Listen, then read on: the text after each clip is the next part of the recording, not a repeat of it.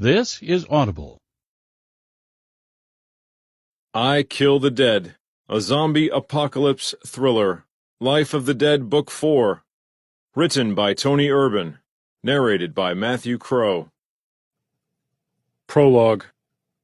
If you're reading this, I'm either dead or you're a nosy bastard. If it's the former, well, that pisses me off.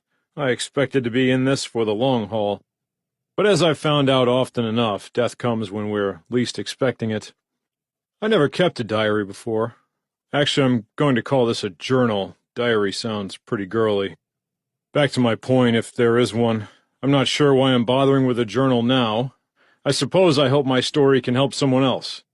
Maybe you can read about what I did right and what I did wrong and have a smoother ride than I've had so far. Or maybe I'm just bored. That's something I wouldn't have expected about the zombie apocalypse. Much of the time, it's, really fucking boring. I'm not the guy anyone would have expected to be in a position to give advice. A lot of people thought I was a fuck-up, and shit, I am. But I'm alive, and hey, most of them aren't, so I suppose that counts for something, right?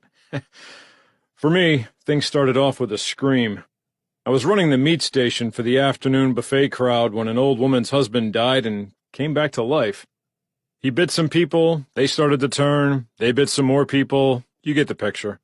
It wasn't slow and gradual like in some of the movies. It was like someone tipping over the first in a row of 100 dominoes. One became two, became three, click, click, click, click, click. Before I knew it, everyone was dead but me. If I'd have made a single mistake, hesitated a second too long, or even zigged when I should have zagged, I would have become zombie chow, destined to spend eternity inside the Grand Buffet, Johnstown's #1 budget eatery, 4 years running.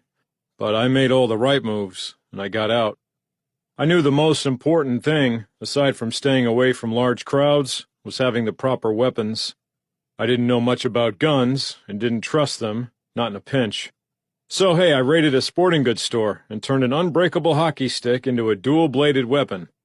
It was long, which kept me out of arm's reach of the zombies, lightweight, and deadly as hell. It served me better than I could have ever imagined. Initially, I had plans to head west, out to one of those states that most people can't even point to on a map because they're so remote and sparsely populated that they're pretty much forgotten. Some place like Wyoming. That's a state, right? Staying anywhere close to the cities was a bad move, and I knew that. But I ended up running into a big motherfucker named Bundy, and we teamed up for a while. Eventually, we found some others, or they found us. I guess it depends on your perspective. I thought it might be good to have a group of survivors, especially early on when we were all trying to figure shit out. More people to gather supplies, to watch your back, strength in numbers, and all that happy horse shit. Good theory, right? Well, not so much in execution.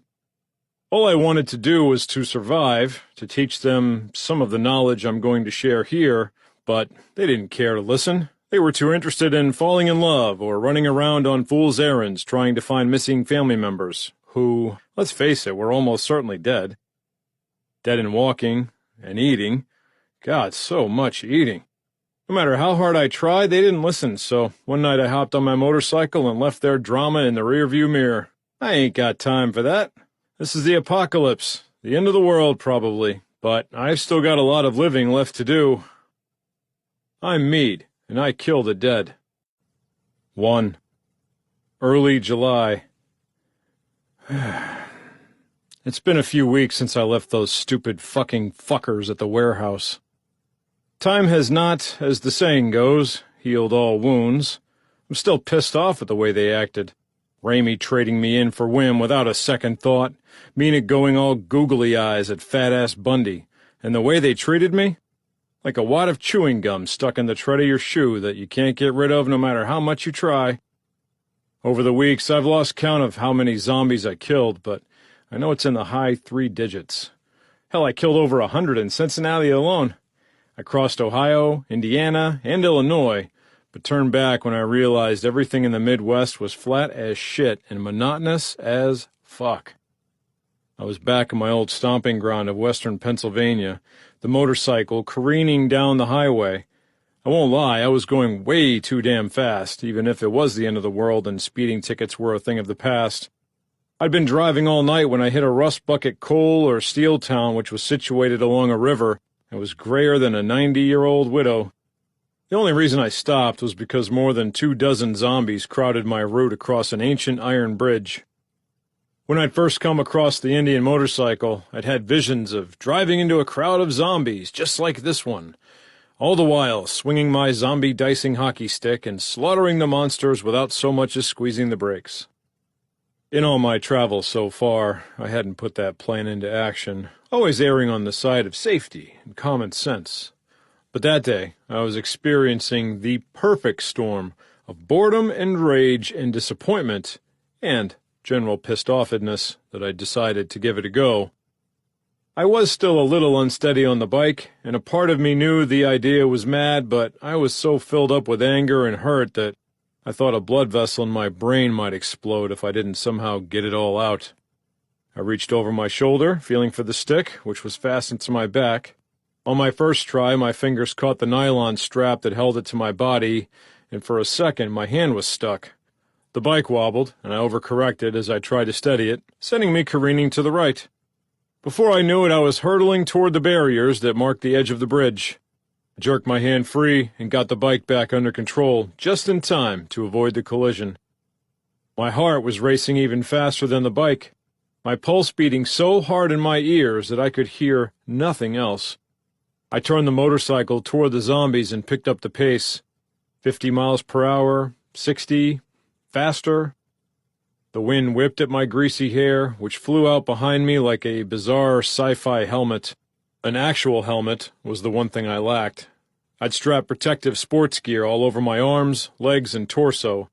I was padded up better than an NFL lineman. That was all to protect myself against the zombies, or, more specifically, their teeth. These zombies were close enough to smell. Their sickening, sweet, putrid aroma reminded me of gone-over meat, and in this new world, that smell never failed to energize me. In a fraction of a second, the nearest zombies went from being yards away to within striking distance. I swung the bladed end of the stick as I rocketed into him. The blade caught a zombie who wore a fluorescent orange highway worker's jacket in the forehead and lopped the top of its skull clean off. Chunky black blood splashed into the air as it fell. That made me smile. I could feel their hands grabbing at me, their fingers clawing at me as I pressed through them. I swung again and connected with the neck of a woman whose dyed red hair was piled up in a beehive above her wrinkly face. Her mouth opened in a surprised, "Oh!" as her head was severed from her body. My smile turned into laughter, which was impossible to hold back as her shocked, disconnected skull toppled through the air, end over end. Next up was a short, shirtless man who was as big around as he was tall. To me, the belly button and his pendulous gray gut made the perfect bullseye. I sliced his stomach from one side to another, and the man's intestines spilled out like dime store candy from a burst piñata. I slaughtered another half-dozen zombies on my way through the crowd. When I emerged on the other side, I cast a glance backwards, admiring the carnage left in my wake. I was pleased with myself, but there were still more of the creatures up and walking than those who were dead on the ground. All my life I had a habit of leaving things unfinished. School, jobs, being a father. If I was going to turn things around, I needed to do a complete 180, not another half-assed attempt at change. And this seemed like as good a time to start as any. I made a slow U-turn in the road and returned to the zombies. First up was a man with a distended beer gut, which was only half covered by a Coors t-shirt. The blade caught him in the ear and arced upward toward the split in his hair, lopping off a good 20% of the top of his skull. With the booze hound disposed of, my next target was a teenage girl who I couldn't help but notice had almost perfect C-cup breasts that pushed provocatively against her pit t-shirt. It seemed a real shame, but I used the stick to split her head in half horizontally. Next, I got in a glancing blow on a young boy who looked like he was barely old enough to walk. The stick hit the toddler in the jaw, broke the hinge on the left side. It hung from his face like a macabre Halloween mask. I was halfway through his return trip when I cut off the head of a tall, bald geezer. His oversized noggin tumbled onto the road, and I was forced to jerk the bike sideways to avoid hitting it. That proved a bad move because I steered the bike straight into the pile of intestines I'd spilled earlier. When I hit the guts, the front wheel hydroplaned, and the bike kicked to the side, propelling me straight into two zombies who were far too undead and slow to make any attempt to avoid the collision. The bike bounced, then tipped sideways, and before I could blink, I was thrown free of it. I hit the pavement hard enough to knock the breath out of myself and skidded a full 5 yards. The bike went further, not stopping until it smashed into the steel fence barrier with a crunching sound that I immediately knew meant game over. Worse still was my beloved hockey stick. I lost my grip on it when I hit the road, and all I could do was watch as the stick bounced and slid across the pavement before making a perfect hole-in-one as it disappeared through the fence and into the river below. I didn't have any time to mourn my lost weapon, the perfect weapon, because even though I'd come to a stop unscathed, I did so only inches away from a lanky zombie who looked almost like a giant from my low, on-the-ground perspective. The zombie snarled as it bent at the waist and reached for me. I hopped to my feet, relieved that no parts of myself felt broken or even injured. I took a moment to congratulate myself on having the forethought to stay so well padded, and again wondered why no one else realized how helpful I could be in the humans versus zombies war, the battle to stay alive. I knew there was little time for ego stroking and dove into the zombie shoulder first. I'd never played football or made a tackle, but this one was just about perfect. I connected with the creature's pelvis, driving it backward and toward the barrier at the edge of the bridge. I felt it grabbing for me, clawing at my body, but I didn't stop until we hit the barrier. Between my low angle and the zombie's extreme height, the momentum carried it backward. Its arms flailed as it fell through the air, and I watched, grinning, as it slammed into the gray water below. My happiness was short-lived, because when I turned around, I saw the remaining zombies were within feet of me. I grabbed a buck knife from my belt, searching for an escape route, but they were all around me. I knew I could take out a few, maybe even several, with the knife, but the blade was only good up close and personal. In a fight against more than a handful of the creatures, fighting with only a knife would be a death sentence.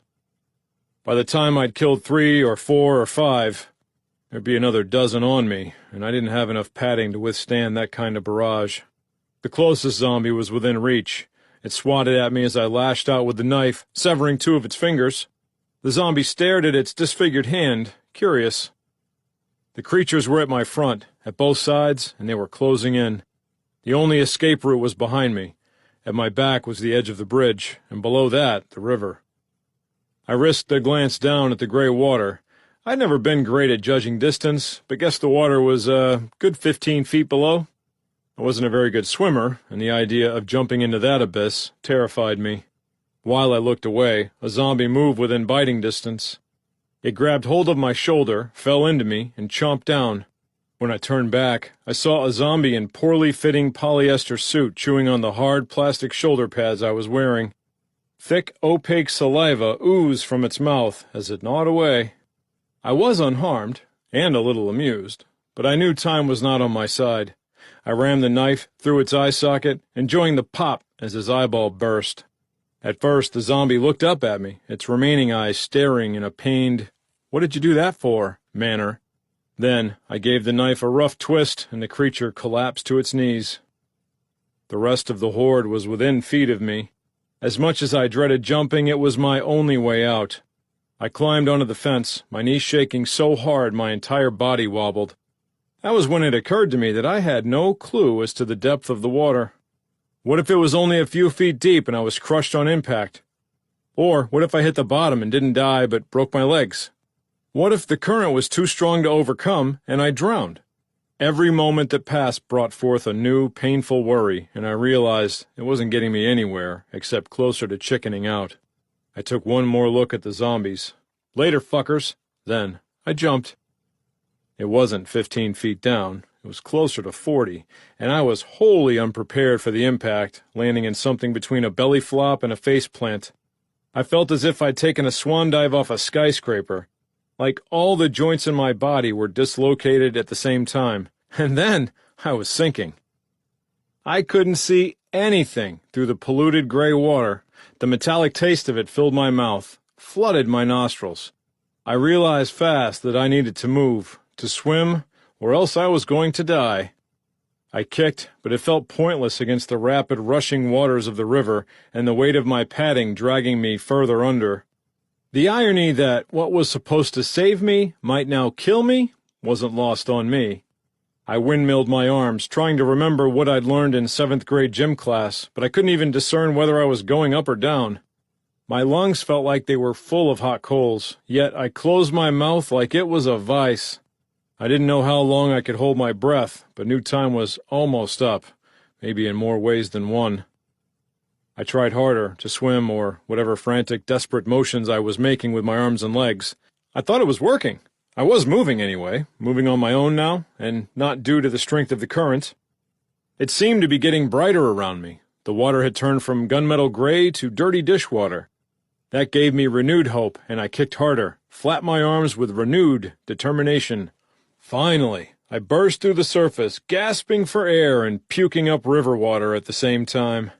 I didn't care that along with the water, up came the remains of a few partially digested ho-hos that stuck in my scraggly excuse for a mustache. I let the river carry me along as I recovered from that near-death experience. I was exhausted, in pain, and alone. I had no vehicle and no weapons. But I was alive. I could figure out the rest later. I washed up on shore about a mile from where I made my leap of faith, and I laid there for a while, contemplating what to do next. Daylight was fading, and a night on the riverbank, which was littered with trash, including used hypodermic needles, wasn't too high on my list. After dragging myself to my feet, I grabbed a rock that had decent weight, but fit comfortably in my hand, and started walking. After a while, I came upon a ramshackle ranch-style house with pea-green siding and a Ford Tempo that was 60% metal, 40% rust, parked in the driveway. Even though it was a bigger piece of shit than the Cavalier I'd started out this whole mess in, I thought it was the perfect solution to my current predicament. Those hopes were dashed when I got close enough to see the back end of the car was propped up on concrete blocks. The house wasn't much better. 3 of the 5 front windows were boarded over, and the front door hung ajar. Nevertheless, I couldn't even see the sun above the trees, and it was better than nothing. As I poked my head through the open door, I could barely see into the dark confines of the house, and I concentrated more on listening. It was quiet as a library, so I pushed the door open far enough to pass through. Once my eyes adjusted, I realized the house was abandoned. There were no furniture, save for a couch that looked like it had been around since World War I, complete with springs poking through the cushions. When I got close enough to smell it, I realized the aesthetics were the least of its problems. The aroma of old piss wafted from the vaguely tan fabric and punched me right in the face. And as my eyes scanned the room, I discovered several plastic milk jugs filled with yellow-green liquid. Oh, that's fantastic. I thought about leaving the hovel, but I suppose that in the midst of a zombie apocalypse I couldn't afford to be too picky. Room by room, I checked and cleared the house. Aside from the containers of urine, the only evidence of a prior resident was a pile of dirty clothing heaped into the corner of what might have once been a bedroom, and a stained and tattered mattress setting on the floor. I'd rather sleep in a puddle of my own vomit, thank you very much. I decided to make camp in what passed for the kitchen. Even though the old linoleum floor was filthy, it didn't smell like piss, and that was as good as it got in that place. As exhausted as I was, sleep was slow to come, and when it did, it was restless and dream-filled. For the first time since the initial appearance of the zombies, that day that seemed so long ago at the buffet, I felt not scared exactly, but at a disadvantage. I didn't like that feeling, and I vowed to fix that in the morning. After vacating the Chateau de Urine, I walked another mile before coming across an old Jeep Wrangler sitting in the yard in front of a mobile home. It had no top, and the seats were torn and worn through. 4 gigantic tires raised the body so far off the ground that I thought I'd have to take a running leap to get into it. That fact made the Jeep more than a little intriguing. After all, the motorcycle had been something of an epic fail.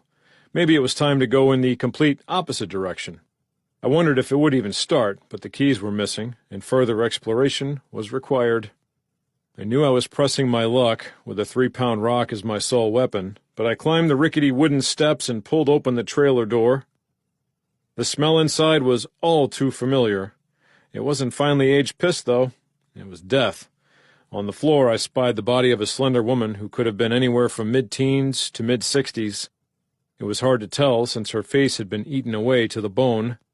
Her body hadn't fared much better. Her breasts were mostly gone, just a few mangled lumps of blackened tissue rising from her rib cage. Her stomach was torn open, and it looked like someone, had burrowed into her innards, gnawing away in a irregular circle, so deep I thought I could see parts of her spinal cord.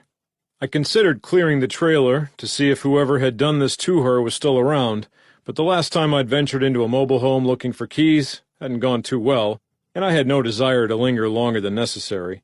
I went to the kitchen and began the scavenger hunt. As I searched through the drawers, I found a pair of scissors and decided to add them to my collection. All I needed now was paper. In the third drawer, I found a key ring with 10 or more keys of various shapes and sizes. As I checked for one etched with the Jeep logo, my back was turned to the living room where the mutilated woman had lain. And so caught up in examining the keys was I that I didn't see or hear her get up. "Bingo!" I said as I located the Jeep key. I deposited it into my pocket, grabbed the scissors and rock, and spun around to see the dead woman rising to her feet. What remained of her insides tumbled out the gaping hole in her belly and hit the floor with a heavy splat that sent coagulated black blood splashing across the room and onto my lower legs. Undeterred by the loss, she came for me. You've got to be fucking kidding me. The faceless, gutless zombie shuffled my way. Even without eyes, she somehow sensed my location. I looked to my hands, from the rock to the scissors, trying to decide which to utilize. I went with rock. The zombie's honing beacon overcame her blindness, but it did nothing to alert her to what was coming. I strode her way, reared back with the rock, and smashed it down on her brow. Her skull crumpled inward like a dented soda can. She stumbled backward a step, then fell to her knees. When I looked down on the wretched dead thing, I couldn't help but feel a little sorry for it, or for its condition, anyway. But when her mouth fell open and a raspy growl tumbled out, I didn't hesitate before swinging again. This time the rock didn't just dent her soda can skull, it smashed a hole and the zombie crumpled to the floor, motionless once more. I stepped over her body as I fled the trailer and headed for the Wrangler. Up close, I realized it wasn't pretty. There was no top, and the passenger door had a rust hole big enough to fit my head through. The faded baby blue paint was pinstriped with scratches and gashes, but the big-ass tires and a large steel bumper with a forward-jutting bull bar made up for the ugliness. Besides, I'm no prize winner either. I hauled myself into the driver's seat, inserted the key into the ignition. Start, you son of a bitch. And it did. The Jeep fired up without any hesitation. I shifted it into gear and whomped down on the gas pedal, sending chunks of grass flying up behind me as I peeled out of the yard and onto the road. I had a feeling I could get used to this. 2. July 6th. Stops at 4 different sporting goods stores turned up none of the amazing, unbreakable hockey sticks. I guess that was to be expected, but I was disappointed nonetheless. I was still reluctant to trust my safety, my life, to firearms, so I tossed a variety of tools into a bright green shopping cart. Included among them was a 36-inch axe with a lightweight composite handle. It felt good in my hands, but I missed the extra inches of length. That's what she said. Afforded by the hockey stick.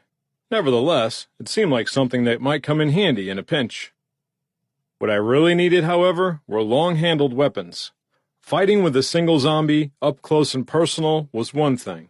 But for even a small horde, I needed something to keep them out of arm's reach. Once they got within biting distance, the odds of survival dropped too low. My near-death experience on the bridge made me realize once more how fast Lady Luck could change her fickle mind and say, "Fuck you, Meade, you're still a loser. Time to say sayonara." My pads were better than nothing, but still exposed flesh in too many spots to be foolproof. Plus the weight of them almost drowned me in the river. I needed something better. I pushed the cart full of tools and weapons through the parking lot of the plaza and spotted Tractor Supply. I thought such a blue-collar store might hold some treasures inside its walls and decided to explore. The business was basically a farmer's version of a department store. The front half was filled with lawnmowers, tractors, weed eaters, and other lawn care machinery. As I progressed further inside, I saw pet food and supplies. A row of plush dog toys, rubber bones, and kibble bummed me out because I'd always wanted a dog. My parents would never allow one, and once I was out on my own, none of the 5 or so apartments I'd rented allowed pets. Like a mutt could have really done any damage to those rat holes. I realized I hadn't seen a single dog, or cat for that matter, since the beginning of the apocalypse, and my mood, which had been increasingly optimistic as the day wore on, took a quick detour south. I wanted to get away from this depressing scene, but as I turned, I heard a noise I couldn't quite identify. It wasn't walking or shuffling. Scraping, maybe? No, that wasn't it either. I tried to listen harder, if such an act was possible, concentrating. Chewing? Not quite, but getting warmer. Crunching, that was it, like someone was gnawing away at extra crispy potato chips somewhere beyond the end of the aisle. I let the shopping cart and its contents sit and took the axe with me as I moved toward the noise. That could have been a stupid move. If the supply room happened to be teeming with zombies, a lone axe wasn't going to do me a whole lot of good. I could have been walking toward death, but the alternative was fleeing the store as a preventive measure, and leaving this treasure trove of a store empty-handed. That wasn't happening. The noise grew louder with each footstep.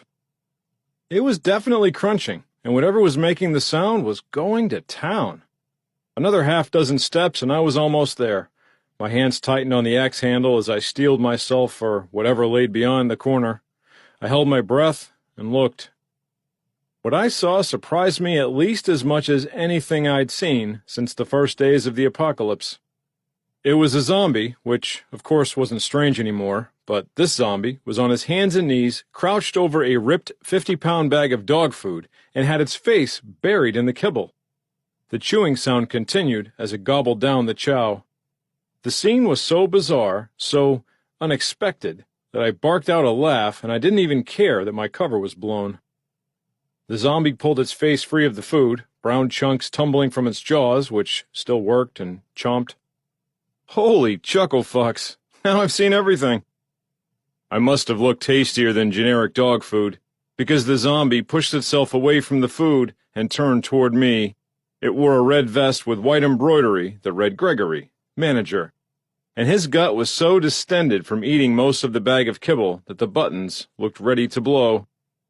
I couldn't believe a zombie would eat dog food, but I supposed after a few weeks trapped in the store with no human flesh to feed upon, desperation must have set in. Greg, the manager zombie, staggered to his feet, his pendulous belly swaying back and forth like he was smuggling a 5-gallon water balloon under his uniform. He took a wobbly step toward me, and I closed the gap from the other direction. It growled at me, which seemed entirely appropriate considering its recent meal, and I thought I was probably doing it a favor when I slammed the axe into its face. The blade sunk deep into its cheek and nose with a sickening crunch, and the zombie went limp. As I jerked the axe free from its skull, I heard an oddly musical crash nearby. I didn't hesitate, rushing toward my next target. I found a tall, husky man in overalls and a white T-shirt tangled amongst a pile of wind chimes and weather vanes. He'd fallen to his knees, his feet ensnared in the strings and cords, and every time he moved there came another ding or dong. Music to die by, I thought, and I was glad I wasn't the one dying. The zombie saw me approaching and reached in my direction, but his arm was caught between decorative metal chickens, and I was in no danger. I probably could have left him there, finished my shopping, and he'd have still been tangled up, but I wasn't in the business of taking foolish chances. I swung the axe overhead like I was chopping a supervised piece of firewood, and slammed the axe into the top of his skull. He fell into the merchandise with another melodious clatter. With those two finished off, I could get back to shopping. I found a rack of metal conduit in 10-foot-long sections. It was lightweight, and using the blunt side of the axe, it was easy to pound the hollow ends into sharp points. To check their effectiveness, I returned to the manager and tried jamming the makeshift spear into his dead head. It plunged through his milky eye and didn't stop moving until it hit the inside of his skull. Yep, I like this a lot. I made another half-dozen of them. I'd never been a Boy Scout, but I believed in being prepared. With weapons in hand, I knew what I needed next: protection. In the clothing department, I found exactly that. I grabbed 3 pairs of jeans, and they weren't the broken-in, threadbare kind they sold in the mall for $100 a pair. These jeans were rigid and heavy, and smelled of raw denim. These were the jeans of a working man, meant to last, not look good. The denim felt almost a quarter-inch thick, and I'd yet to meet a zombie that could bite through that. I added a turtleneck undershirt and a long-sleeved denim shirt which was every bit as heavy-duty as the jeans.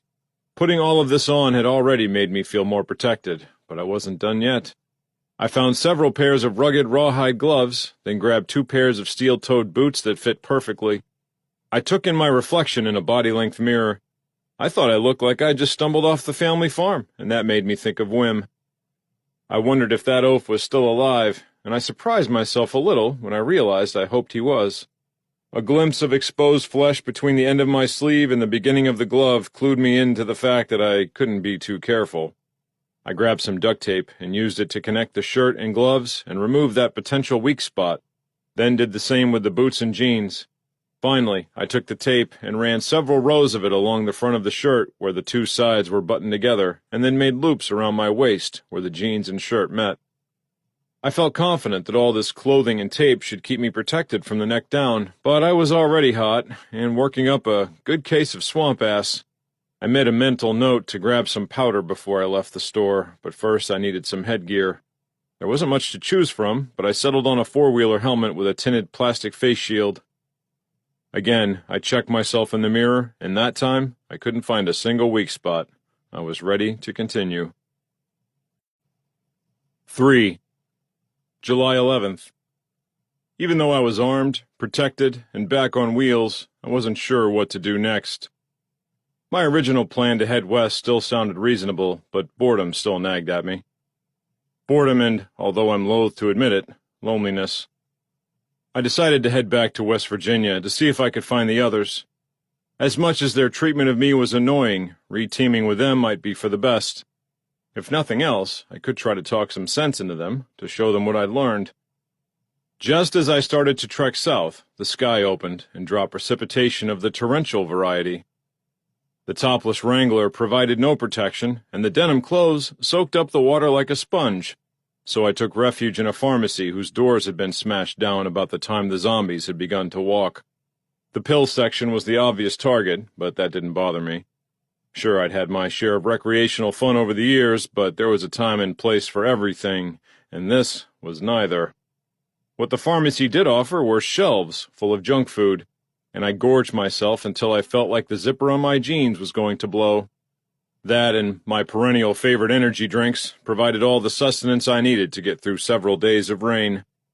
I also loaded up on toothpaste, toothbrushes, and dental floss. I'd been something of a fanatic about my teeth since the apocalypse started. Even something like a minor cavity could be debilitating, and the odds of finding a dentist had to be 1,000,000,000 to 1, so I brushed and flossed like a motherfucker. Once the storms passed, it took me a full day to get back to that West Virginia warehouse where I'd parted ways with Wim and company. When I pulled into the parking lot and saw the vehicles gone, I knew my return voyage had been a waste of time. All that remained behind to indicate their one-time presence was a piece of yellow paper taped to the door. It read in sloppy, oversized print, "Meade, I'm not sure if you're coming back, but if you do, we went southwest toward Princeton, trying to find Ramey's father. I hope you get this and catch up with us. We're better with you. Be careful and safe. Wim." I couldn't believe the big fool out of all of them had thought to leave me a letter. It pissed me off and confused me at the same time.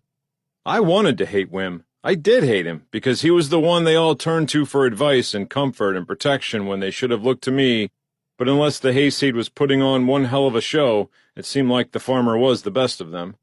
Maybe that wasn't saying much, but at least Wim cared about me, or pretended to. I wasn't sure if I could get past the Wim and Ramey love connection, but I was starting to realize that I wasn't as much of a lone wolf as I thought myself to be. I found an old road map in the Wrangler's glove box and unfolded it. Princeton looked to be a few hours away. I had no way of knowing when the others left the warehouse or if I had any legitimate chance of catching up with them, but decided it was worth a shot. I didn't have anything better to do with my time anyway. It was smooth sailing, or driving, until I reached a section of roadway where the asphalt disappeared, replaced with a deep chasm that looked like it had once been on fire. Charred chunks of metal and pieces of bodies littered the area surrounding it like fallen meteorites. Bright red paint on one of the fragments caught my eye. I left the engine of the Jeep running as I jumped down to get a better look. Amidst the red paint, white backward letters read, Oolance. Oolance? I wondered aloud, and as I said that, the sound became familiar. Ambulance. Was this Mina's ride? She was a skinny, judgmental broad Bundy and I found on the highway. She didn't like me much, and after a while the feeling became mutual. I knelt beside the hole in the road and could make out a broken axle and wheel. There was definitely a vehicle down there, or had been at one time anyway. This had to be the route Wim and Company would have taken, and the odds of 2 ambulances out and about in this remote neck of the woods were slim. But what happened? It was like a bomb had gone off.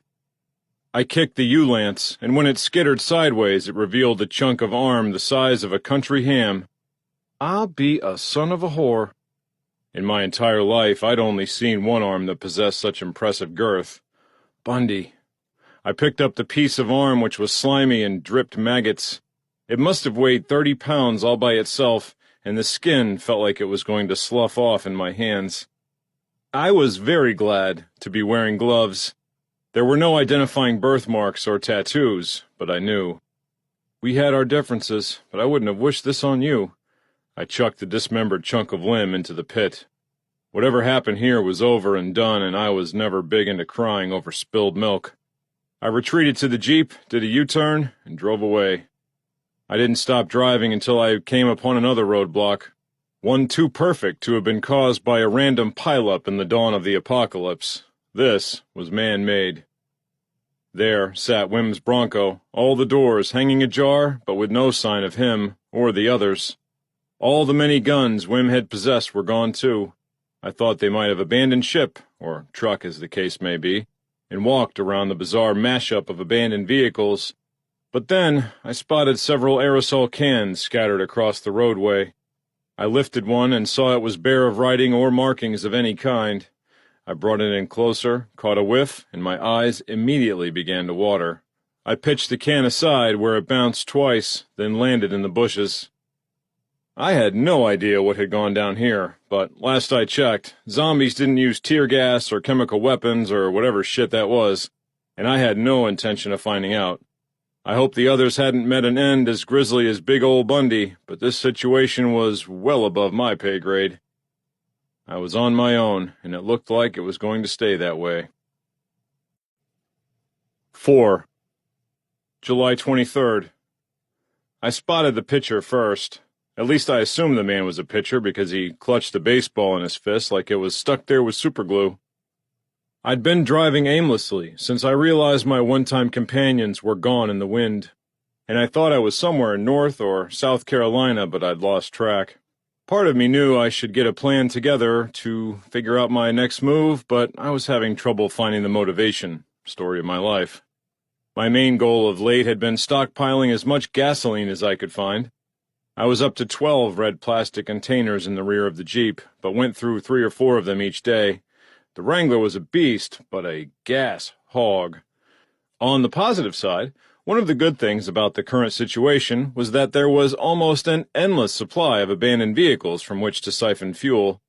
I'd even got good enough that I could spit out the tube before I got a mouthful of unleaded. I was filling a 5-gallon container when I saw the pitcher. There was a small-town baseball field ahead, and a row of 4-foot-tall shrubbery lined the outfield. The pitcher bounced off the green wall and gave a frustrated growl that caused me to look up from my gas heist adventure. I watched as the pitcher made an awkward 180 and headed toward the infield. Once the can was full, I placed it in the Jeep, then decided to check out the diamond. Before moving that way, I grabbed one of the conduit spears and the axe. Lately, I'd mostly been ignoring zombies, or running them down with the Wrangler. Its steel bumper acted like a sort of battering ram that slammed them to the pavement before the knobby 37-inch tires ran them over. Now was as good a time as any to see whether these tools could really replace my wonderful, murderous hockey stick. Rather than climb over the hedge, I decided to stroll through the entryway to the stadium. I had to unlatch a pair of metal double doors, but after that, admittance was granted. No ticket needed. I crossed through a small corridor, which led to the stadium. I guesstimated it could hold a few hundred fans, maybe 1,000 at the most, and that would probably be standing room only. There was a scattering of trash in the bleachers, empty popcorn boxes, half-eaten hot dogs. What a bunch of pigs! And there were no undead janitors around to clean up the mess. But my interest wasn't on the stands, it was on the field. It turned out that the Cy Young wannabe wasn't the only player to spend his afterlife on the diamond. A full roster of players, still decked out in their blue and yellow uniforms, wandered about. To me, they looked like teenagers, or like they'd once been teenagers. I still wasn't sure how that worked now that they'd ceased living. Were they perpetually the same age as when they died? Or do you count the time that passed? 10 years from now, would these players still be teenagers, or would they be 20-somethings in rotting teenage bodies? I'd had too much time to think about such nonsense lately, and was eager to fill my head with some good old-fashioned killing. I strolled around the protective netting behind home plate, then hopped over the small rail that separated the fans from the field. A pudgy boy, wearing a catcher's mask, was the closest to me. He didn't even see me approach from behind, and I didn't make my presence known before swinging the axe. The blade hit the teen square in the neck, and I'd worked up enough force that the tool tore straight through. The catcher's head flew a few yards, rolling down the first baseline, and landing at the feet of number 33, who looked down at the head, then up at me. It was game on. The first baseman stumbled toward me, his cleats catching in the dirt as he shuffled along. He was tall and blond with a muscular build. I thought he looked like the type of asshole who'd made my life hell in high school, and by the time he reached home plate, I was jonesing for the kill. The axe caught the teen in his cheek, shattering the bone as the heavy blade smashed through his face before ripping out the opposite side. It looked like a 4-inch channel had been burrowed through the player's pretty face, but I had no time to admire my handiwork before the zombie hit the ground. This felt good. I looked out to the rest of the team, which had started to amble my way. I got into a batter's stance at home plate and worked up my best announcer's voice. Now, batting for the visiting team, Mead Myers. Mead's been on a hot streak lately and shows no signs of slowing down. The uniform of the next player labeled him number 17. He had a mop of drab, brown hair that poked out from under his cap, and he dragged along a wooden baseball bat as he walked. I thought about what a terrible weapon a bat would be when it came to fighting zombies. Too short, first of all, plus the handle was bound to break at the worst possible time. But number 17 wasn't using the bat for anything more than a walking stick, though, so I guess it didn't matter. I was ready to show him what a real weapon could do. I held my axe like it was my own Louisville Slugger, and when the boy was within reach, I swung for the fences. Yep, this was exactly what I needed. 5. July 28th. I wanted to see the ocean. That was something I'd never done. Instead, I ended up in Baltimore, and I was none too happy about it. I'd been trying to avoid D.C., cutting through small towns and suburbs on the west side of the Chesapeake Bay, but when I hit Hawkins Point, I made a left instead of a right, and boom, next thing I knew, I was in the middle of the charmed city. It was my biggest mistake so far, and I wanted to get out of there as quick as possible.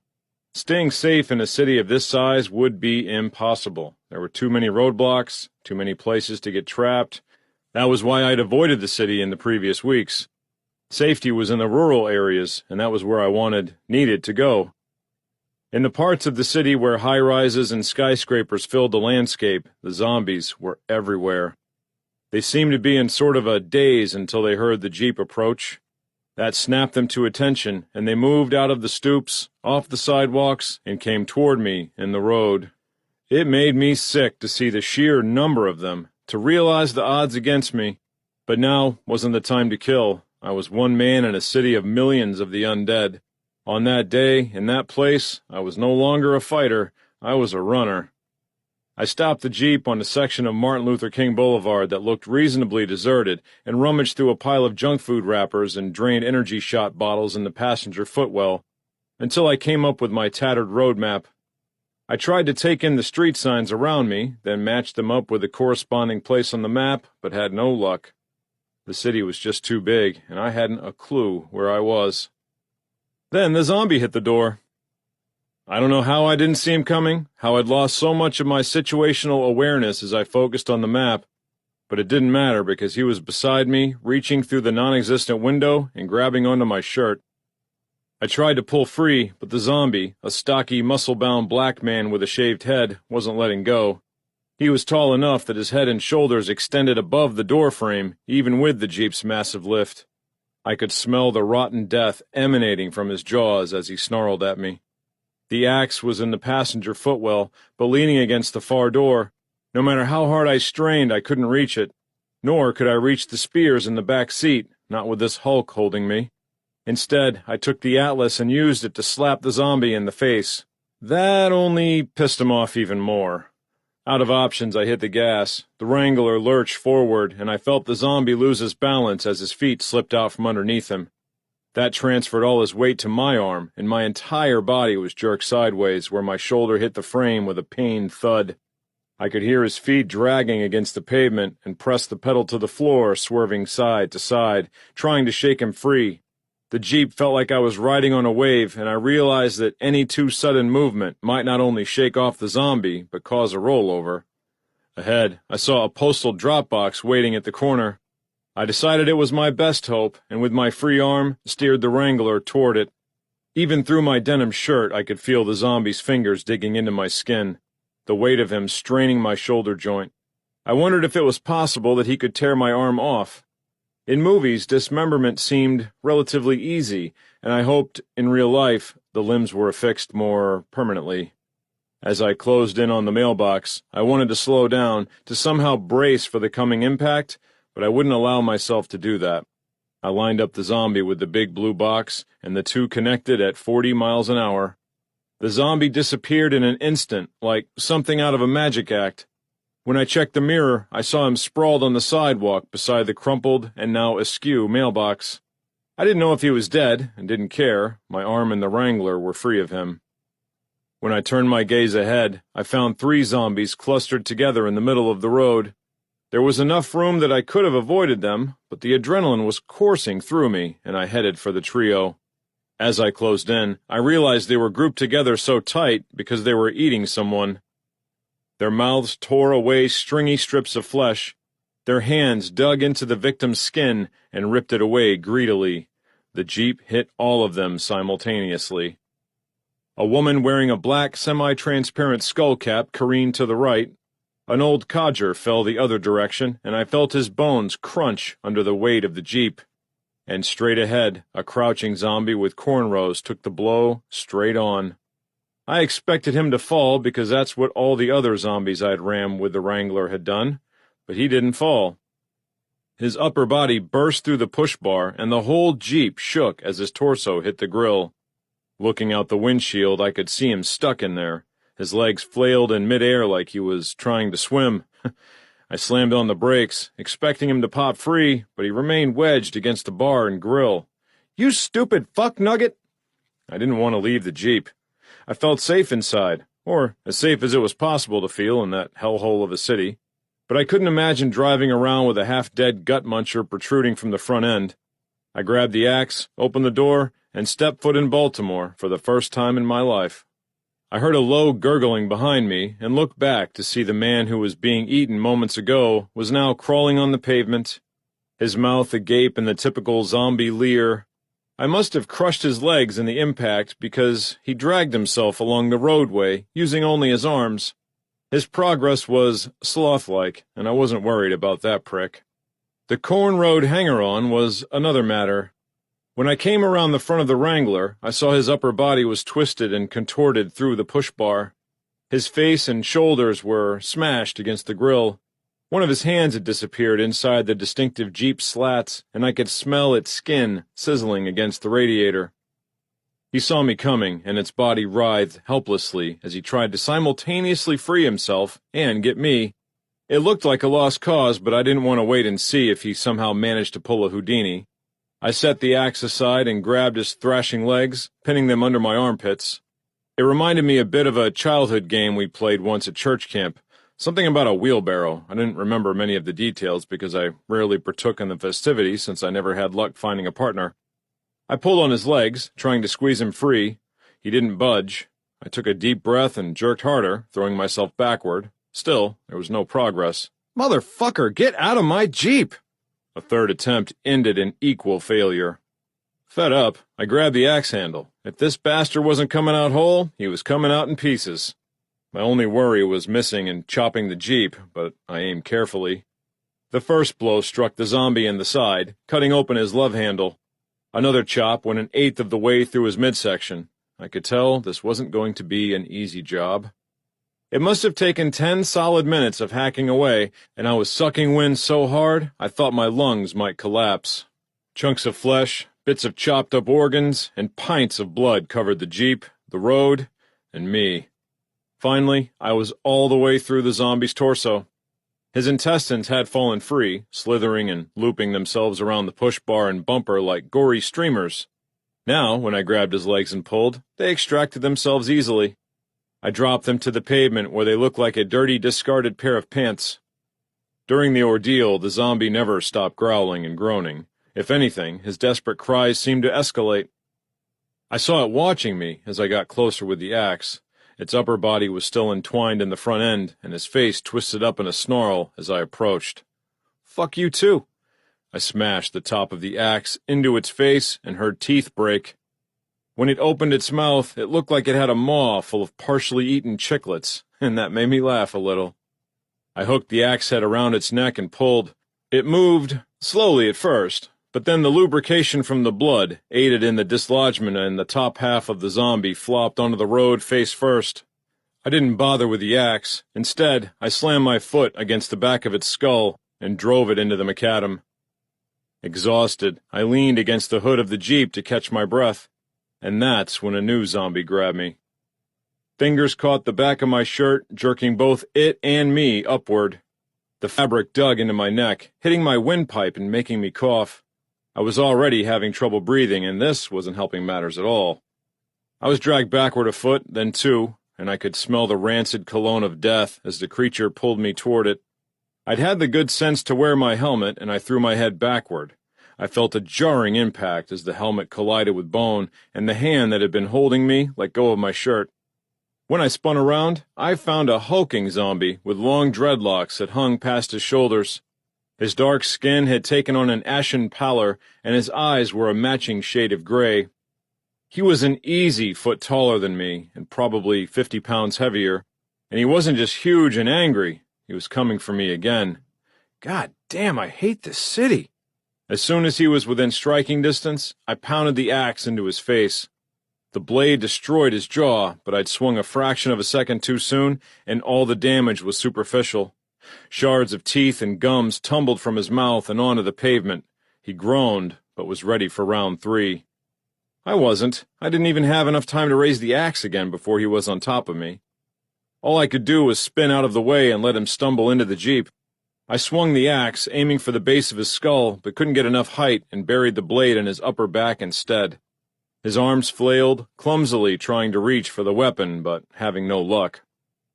I yanked on the axe, trying to free it from its newfound sheath, but I wasn't having much luck either, and the handle slipped free from my grip. The zombie managed to turn around, the axe handle banging off the body of the Jeep, and he was on the move, yet again. The only asset I had on my side was that I was nimbler, or at least not a clumsy undead bastard. I darted away from him, toward the back of the Jeep, and grabbed one of the conduit spears. He was a yard away, and closing in fast. I scrambled into the back of the Wrangler, ready to leap into the driver's seat and speed away, ready to abandon the axe and the zombie, but I was annoyed, and I wanted to finish this fucker off for good. Inside the vehicle, I had the height advantage, so when the zombie hit the tailgate, I had the perfect angle to drive the spear into him. I reared back, then thrust it forward, connecting with the center of his forehead, and the spear bounced off. That's the thing with zombies. It's not like the movies where their heads are made of papier-mâché. Their bodies aren't any different from yours or mine. The skulls are still really fucking hard. Sure, the spear opened a nice gash that would have taken an assload of stitches to close, but I'd be surprised if it made so much as a scratch in his bones. And it really pissed him off. Fuck this. I didn't need this shit. I bounced into the driver's seat, threw the Jeep in reverse, and knocked the zombie to the ground. I rolled all the way over him and didn't stop until I could see him through the windshield. He was sprawled on the road, face up.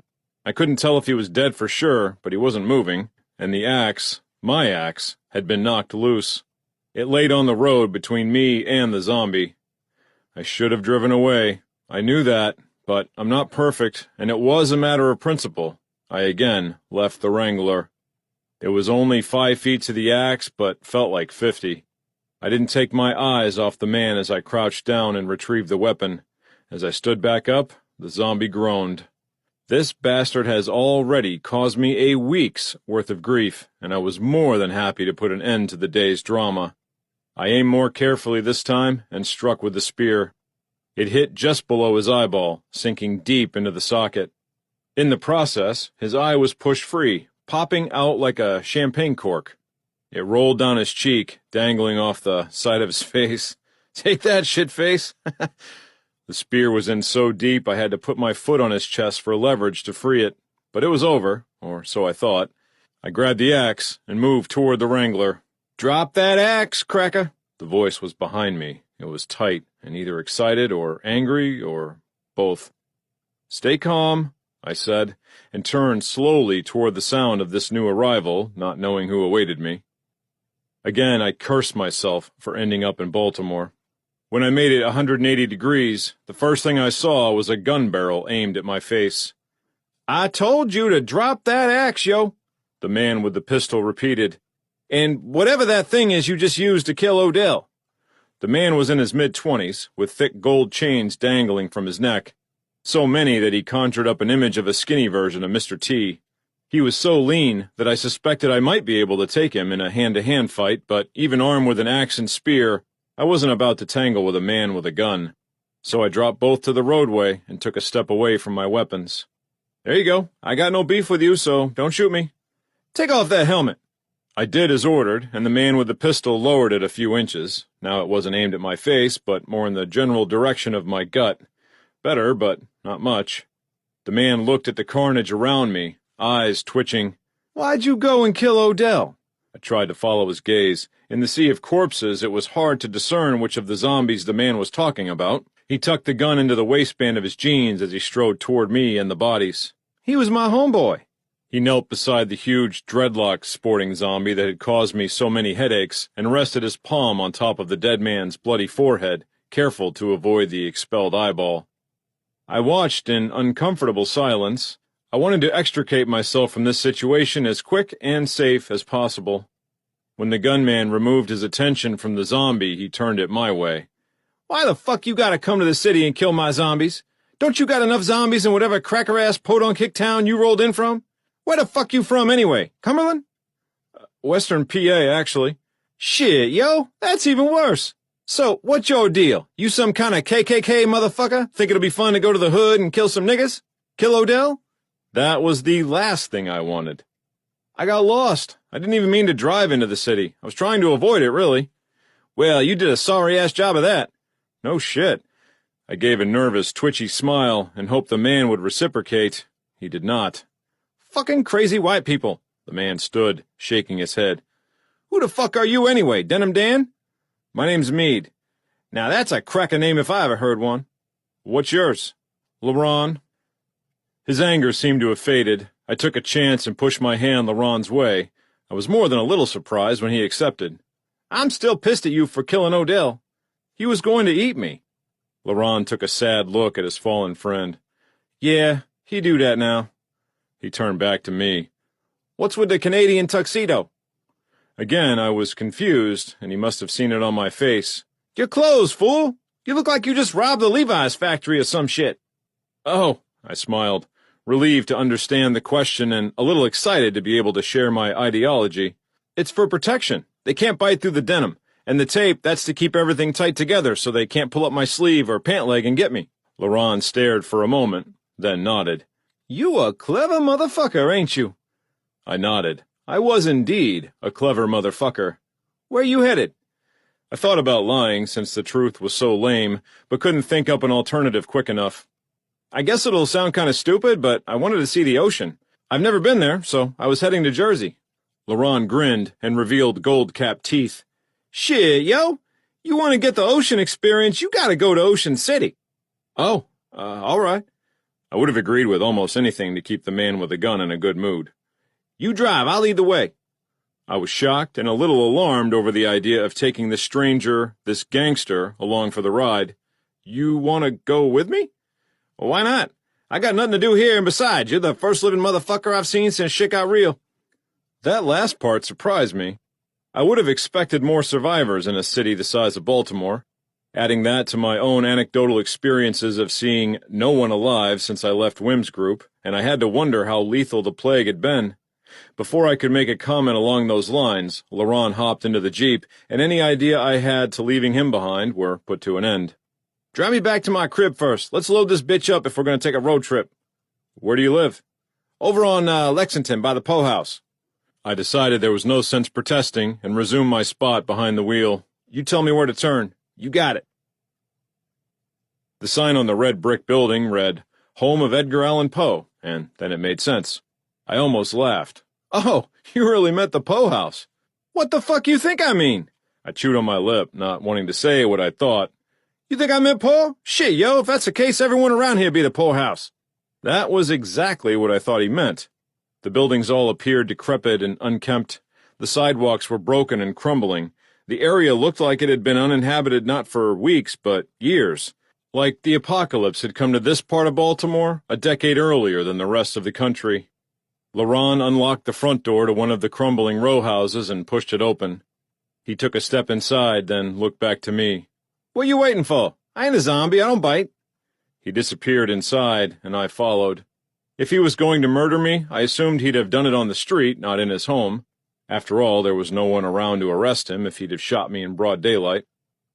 The apartment smelled like someone had unloaded an entire canister of marijuana-scented air freshener, and I thought I might get a contact high just from breathing. After weeks of energy drinks and junk food roller coasters, that might not be a bad thing. When I looked around the apartment, I saw stacks of cash and a smorgasbord of drugs. Most of it looked untouched, still wrapped tight in plastic, but a 3-foot by 3-foot cube of marijuana had been cut open, and a sizable chunk was missing. That made sense, considering the aroma, and it also made sense that the armed man with the gold grills was a drug dealer. Laurent tossed his pistol onto a leather couch, and I instinctively flinched. You sure are a jumpy motherfucker. I've never been around guns. Guess they make me a little nervous. Shit, man, you said you're from Pennsylvania. I thought they gave you a gun as soon as you came out of your mama's womb. Besides, I ain't had ammo for that since the day after all this zombie shit went down. Only way it's gonna hurt you is if I pistol whip your ass. The realization that I'd been cowed by a man with an empty gun annoyed me, but I supposed it was only fair. After all, I did have an axe, and I had killed Odell. Chill out, yo. Sit down and stop acting all twitchy. You're making me nervous. I might have been twitchy, but I was also exhausted from that earlier battle. I took his advice and flopped down in a recliner as Laurent disappeared into a bedroom. I spied an unsmoked joint on the table and wondered if the man would mind if I borrowed it. He had told me to chill out, after all. I leaned toward it, reaching, when Laurent re-entered the room. You stealing my shit now? That how this is gonna work? I invite you into my home and you steal my weed. Fuck, why did I even come here? Laurent grinned. Shit, yo, it's alright. I'm just busting your balls. If anyone ever needed some weed, it was you. He fished through the pockets of his baggy jeans, pulled out a lighter, and tossed it my way. I needed a joint now more than ever, so I grabbed it and fired up. Laurent nodded approvingly. My man! I couldn't remember the last time I'd smoked pot, but it was a year or more. My meager wages at the buffet had barely been enough to pay my rent and bills. Every dime I made went toward necessities. There wasn't any left over for such recreational activities.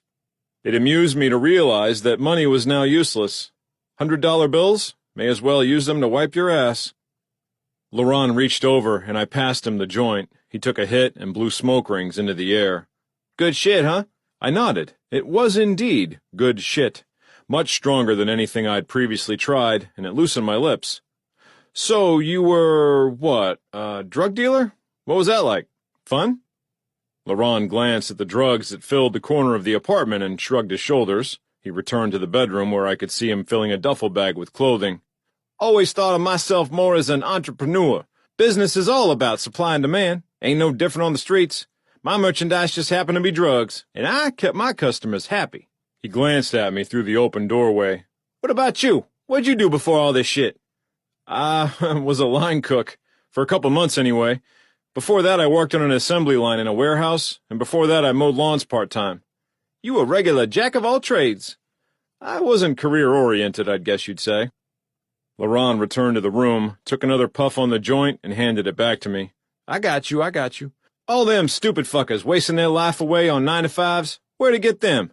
Out there wandering around, dead as shit. Trying to find someone to eat, but there ain't hardly no one left. Joke's on them. I hadn't thought of it that way. The dead outnumber the living 10,000 to 1, if not more. That didn't leave much food to go around. It was a wonder anyone had survived those odds. How'd you stay alive? Stayed in here for the most part. Night it started, some little nerdy fucker came running at me, said his kid needed to get to the hospital. So I rounded up Odell and we motored that way. Next thing you know, the kid's biting on Odell like he got rabies. After that, it all went to hell, you know? I knew all too well. The first night was the worst because I didn't know what the fuck was going on. Had soldier types setting buildings on fire and shit. Riots where the popo was shooting people for no reason, even shooting the white folk. Then dead people coming back to life. I figured it out fast enough then. Came back here, bolted the door, decided to put some of my inventory to use. If I was going to die, I might as well be high, right, Joe? Only morning came and I was still alive. I went out a couple times to load up on food and try not to be food, but I've been in here 99% of the time. Laurent grabbed a few framed photographs off a coffee table. Most depicted him as a younger man, photographed standing beside or embracing a woman I assumed to be his mother. One was of him and the man I now knew to be Odell. Laurent added them to the duffel bag and zipped it closed. Got all I need. Ready to bounce? I was. 6. July 29th. The boardwalk at Ocean City was almost empty, and that surprised me. It was the middle of summer, and in my mind it seemed like there should be tourists everywhere.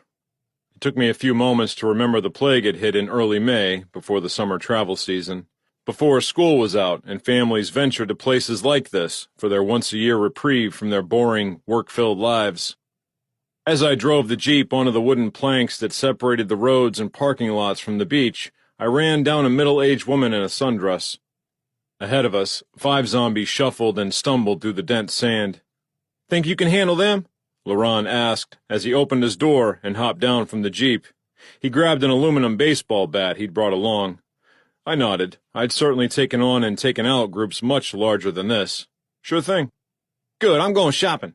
With that, Laurent was gone, bounding onto the boardwalk where he disappeared among the bodegas and kiosks. The closest zombie was only a few yards away. I floored the gas and the Wrangler bounced down from the boardwalk and onto the beach. The tires sprayed sand from behind in a way that made me think of snow from a snowblower. The tires rolled into her, and the pop, as her body exploded underneath, drowned out all other sound.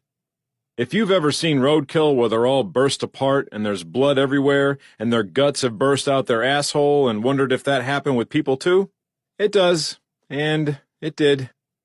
A burst of wet black blood splattered the driver's side door and window, and some even rained down on me through the open roof. I was glad I had the whole ocean to wash off in. I continued along the beach, running down the other zombies as I came to them. By the time it was finished, the Jeep was dripping gore. That was fine. It was never going to win any beauty contests anyway. I returned to the approximate area where I dropped Laurent, but the man was nowhere to be seen. I wasn't too worried, though. If Laurent had survived weeks in Baltimore, he should be able to handle a few minutes in nearly deserted Ocean City. I took my axe as I exited the Wrangler. Can't be too careful.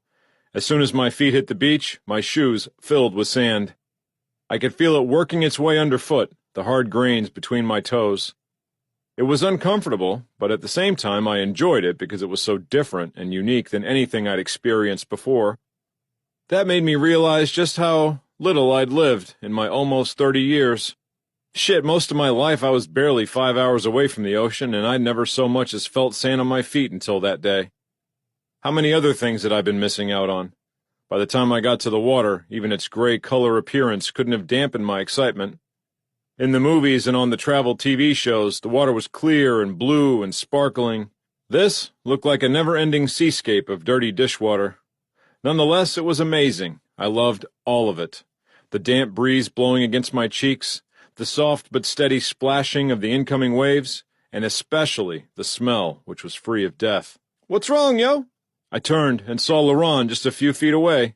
The man had 2 large plastic bags filled with unseen merchandise, and he stared at me with curiosity. I hadn't realized I was crying until that very moment and wiped my eyes with the back of my hand. Nothing. Laurent grinned. It's all right, man. For all we know, we're the last 2 people in all of Maryland left alive. It's 90 degrees, the sun's shining. Life's pretty fucking grand, ain't it? Yeah, it is. Laurent set the bags in the sand and crouched down beside them as he sifted through the contents. Soon enough, he came away with a small, silver camera. He raised it to his face. Say cheese, motherfucker! I barely had time to react before the man snapped my photo. Laurent looked at the display screen and cackled. Let me see. I reached for it, but Laurent held it over his head, easily keeping it away from me. Not yet. One more where you don't look so damn goofy. All right. I crossed my arms and gave an awkward smile that came off more as a sneer. Laurent laughed again. Guess that's as good as it gets. He handed over the camera, and I checked the images. Jesus, do I really look like that? I'd gotten so fat over the last few weeks. Better cut down on the Twinkies and ding-dongs.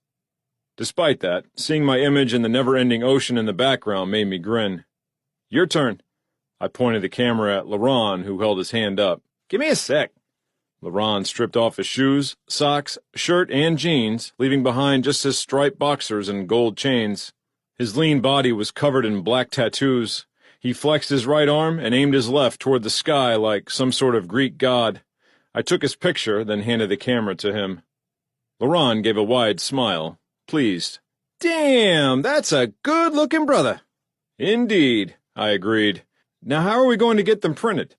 Laurent shrugged his shoulders. Hell if I know, but I got us a shitload of batteries and memory cards out the ass, so we should be good for a long while. He tossed the camera back to me, then bounded through the sand and into the frothy surf. I took a few more photos of him in the process. Shit, yo, the water's perfect. Get your pasty ass in here. Even though I'd been planning this for days, I hadn't the forethought to secure swim trunks.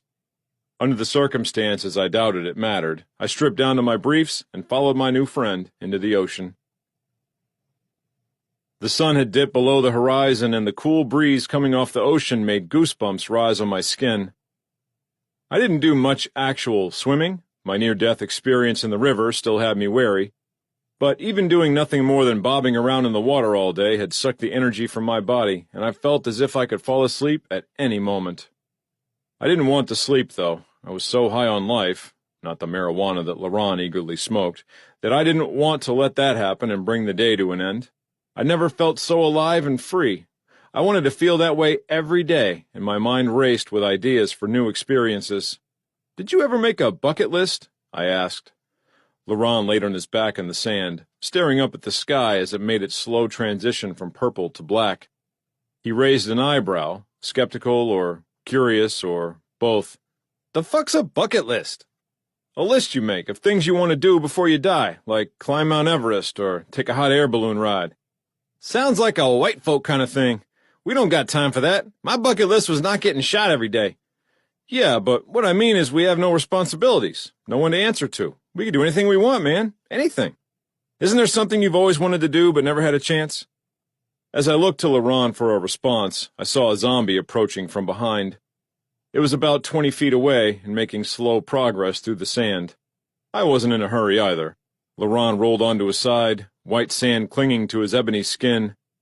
His brow furrowed as he considered it, then he smiled. I always wanted to fuck Kylie Jenner. Does that count? I barked out a laugh. Yeah, I guess, but it's a little late for that. Maybe not. She could still be alive. And even if she ain't, I never been too picky. That made me laugh even harder. Laurent joined in.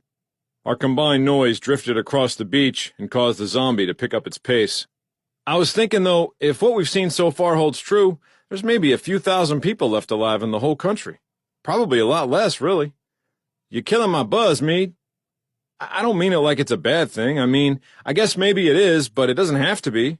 There's enough food and drinks around to last the rest of our lives, probably tenfold. We don't have to work, don't have to answer to anyone.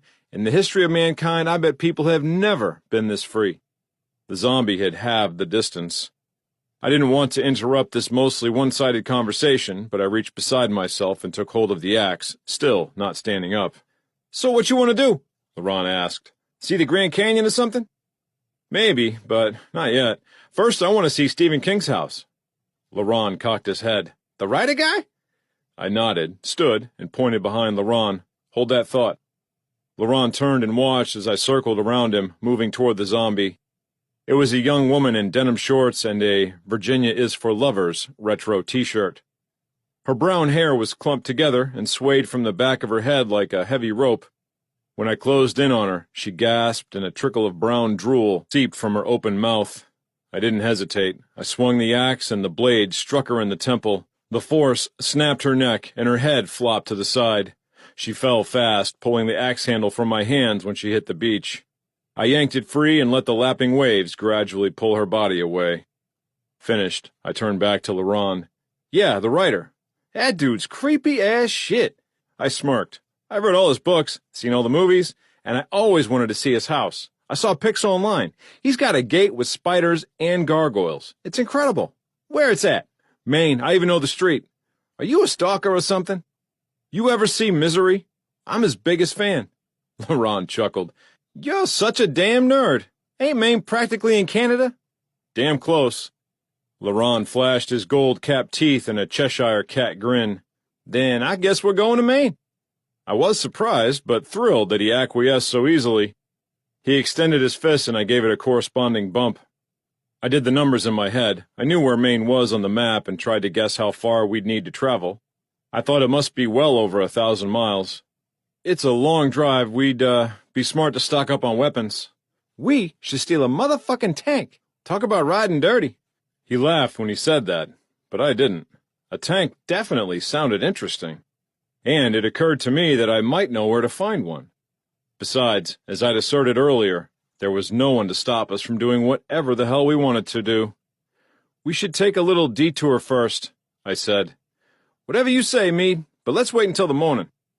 LaRon laid in the sand. I knew sleeping out in the open wasn't the smartest idea, but I had a feeling that for once in my life, luck was on my side. 7. July 30th. A brick-encased sign declared the building Pennsylvania National Guard Armory, and a neighboring plaque warned U.S. property, no trespassing. I ignored both as I steered the Jeep into the empty parking lot. The plain concrete block building that stood behind the lot was nondescript, with a few industrial windows and only 2 glass double doors on the front side to permit entrance. To the right, under a steel canopy, stood a row of 5 tan tanks that would have looked more appropriate in the Middle East than western Pennsylvania. All that was separating us from the parking lot was an 8-feet-tall chain-link fence. "Holy shit, man, you wasn't joking," LaRon said as he bounced in the passenger seat with excitement. I smirked, quite pleased with both myself and the reaction from my new friend. "I drove by this place every day for 3 years when I lived in Frieden's. Never gave it a thought, really." I parked the Wrangler about 10 yards from the fence, then moved to the front end and pulled the steel cable of the winch loose.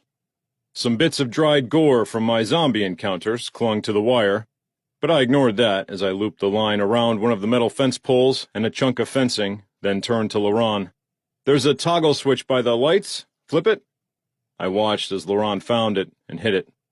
The slack was pulled from the cable as it tightened. When it was taut, the metal of the fence gave a low creak. It yawned outward toward the Jeep, the pole bending, screeching. Then it gave a metallic twang as the pole snapped off. After that it was easy peasy as the fencing came apart, and a hole more than large enough to walk through opened. LaRon shut off the winch and jumped down from the Jeep.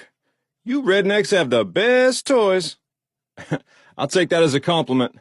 I held down the fencing with my foot so LaRon could pass through, then followed. The hatch to the tank was easy enough to open, and I felt truly accomplished and successful for one of the first times in my life. That feeling faded somewhat when I was unable to squeeze my newly chunky frame into the opening. That was okay, though, because LaRon had no problem fitting inside. Once there, he looked up, confused. "Yo, how do we start this bitch? Isn't there a key or something?" "Nope, no keys. I don't even see a hole for one. I thought you knew what you were doing with this shit." My smile faded, along with my confidence and all my feelings of accomplishment. I turned away from Laurent, my eyes cast at the ground, and wondered how I could have been so damn stupid. So, maybe a tank wasn't the best idea, but that didn't mean the whole detour had to be a bust. This was a freaking armory, after all. There had to be something useful inside. After using the winch to tear open the double doors, our search of the building proved a goldmine. There were dozens of rifles and pistols with matching ammunition, knives, grenades, and more than a few weapons I couldn't identify by sight. Truth be told, I didn't know how to use most of them, but that was okay, because Laurent clapped me on the back. "You done good, Meade. You done real good." His knowledge of firearms far exceeded my own, and he rattled off brand names and model numbers like he'd been cramming for a test. We loaded up whatever we could carry and fit into the rear of the Jeep. Along the way, I discovered 2 swords mounted on a wall. They hung beside a black and white frame photo of some soldiers that looked straight out of a Civil War reenactment. I thought they might be decorative, but when I pulled one of the scabbard and swung the blade at a flagpole, the sword easily halved the inch-thick wood. I liked this better than the axe. It was longer and lighter. It still wasn't my hockey stick, but things were looking up. We were almost finished when Laurent pointed to a nondescript gray door. "What do you think they're hiding in there?" To me, it looked like it might lead to a janitorial supply closet. Mops and brooms would be my guess. Laurent tried the knob. It was locked, and he raised an eyebrow. "They lock up mops and brooms, but leave enough guns to arm Al-Qaeda free for the taking?" That was a good point. I'll look around for the keys. I turned down a small hallway, but only made it a few feet before I heard 3 rapid gunshots. I turned back to see Laurent holding a pistol, with smoke wafting from the barrel and the doorknob blown to pieces. "Don't need no keys, man." He was right, of course. I was still in the process of adjusting to this new, lawless society where you could have anything you wanted if you had a sack big enough to take it. I returned to Laurent, who pulled open the door, careful to avoid the razor-sharp shards of metal the bullets had created. I was at his side as the door came open. When the contents were revealed, I was confused, but Laurent grinned so big it looked like his face might split. "What is it?" It was a gun, I knew that much, but it looked like an antique, or, better yet, a movie prop. It had multiple copper barrels that were shined to such a high-gloss finish I could see my own distorted and even fatter-than-usual reflection. At the other end was a hand crank of some sorts. Laurent clapped me on the shoulder. "It's a Gatling gun? Old-school shit, Meade, but I think it's the answer to all our prayers." I thought that term, Gatling gun, sounded familiar, like something from a Wild West movie, but that was the problem. My knowledge of firearms didn't extend much beyond popular culture. I bet Bundy would have known all about this relic. And if Laurent was this excited, Bundy probably would have been shitting a brick. Hell, he might have even owned one. The giant, R.I.P., was a cranky bastard, but he sure knew his guns. "You know any body shops around here?" Laurent asked. I thought I remembered there being one a few miles up the road and nodded. "Then help me load this bitch up and take me there. I got an idea." We rolled into Don's Collision Center, where the parking lot was vacant, aside from a few crashed cars and trucks that sat waiting for repairs that would never come. Laurent shot open the locked door, poked his head inside. Empty. He disappeared into the building, and a moment later, one of the garage bay doors opened. Laurent waved me forward. "Pull the Jeep inside." "Why?" "Don't ask, just do it. I ain't let you down so far, have I?" He had not, and I obeyed, but not before noticing that the sounds of the gunfire, coupled with the Wrangler's engine, or both, had drawn the attention of some zombies that mulled around a gas station and mini-mart across the street. Once inside the open bay, I shut off the engine. "Now what?" "I'm gonna need an hour or 2, Laurent said, as his eyes scanned the variety of tools, auto parts, and sheets of metal. I could tell the man had a plan and had no interest in distracting him. Besides, the mini-mart zombies were in the process of crossing the street and heading our way. I grabbed one of the swords and headed back into the parking lot. The nearest zombie was a teenager, probably just old enough to drive. He wore a camo sweatshirt, camo baseball cap, and blue jeans that were as much mud brown as indigo. I strolled toward him, and the 2 of us met at the edge of the lot. The camo-clad zombie swatted at me, then growled as I dodged his clumsy attempt. "Like your outfit," I said, as I raised the sword. "Almost didn't even see you there." The zombie lunged toward me, jaws chomping, and I responded by driving the tip of the sword into his open, almost expectant mouth. It reacted with a choking, gurgling gasp, and black blood oozed from his lips. I whipped the sword sideways and opened its cheek. Through the gaping wound I could see a few stained, half-rotten teeth, but I didn't take the time to study them, instead swinging the sword in a backhanded motion, catching the teen in the ear. The blade sliced off the top third of it, then sunk deeper into the zombie's skull. With that, whatever had been keeping the boy mobile was gone, and it collapsed to the ground. There were 3 more zombies coming toward me. A tall, burly creature with a beard that would have been scary when he was alive, and was even more so since he was not, led the way. Its wiry brown hair was clumped with dried blood, and I could see bits of decayed flesh residing in it, giving it the appearance of some sort of wild animal's nest. When it got close enough, I saw something else in that beard. Something alive and writhing. Maggots had been birthed in that fury abode as they feasted on the chunks of partially eaten flesh that clung to the beard. A sight of the tiny white worms slithering through that hair, eating that dead tissue, made my stomach flip, and I clamped my mouth shut to prevent myself from barfing. That was it. I've had enough of this freak show, and I drove the sword into the bearded zombie's eye socket. Next up was a young girl, maybe 10 or so, and I thought she had the same pale green eyes as Maggot Beard. I wondered if she had been his daughter, but didn't pause long to consider it. One strong swing with the sword cut straight through her head, cleaving it just below the bridge of her nose. The top third of her skull flipped through the air and came to a rest at the feet of the last remaining zombie, a skinny old woman wearing a teal sweatshirt that read, "World's Greatest Grandma." I watched as Grandma's foot came down on the dead girl's head. Like something out of the Three Stooges movie, she lost her balance, arms flailing, and careened sideways before hitting the pavement with an audible thud. I moved to her side as she attempted to get up, and when I peered into her small, lifeless eyes, she hissed at me. "Yeah, I don't like you much either." I stabbed her in the ear and was surprised when the blade continued the whole way through and poked out the other side. I really liked this sword. I left Laurent to whatever he was doing in the garage and crossed the street to the mini-mart. The top hinge on the door was broken, and it hung open crookedly, granting me easy access. At first, I thought the store was empty, but when I ventured deeper inside, I heard a low grumble.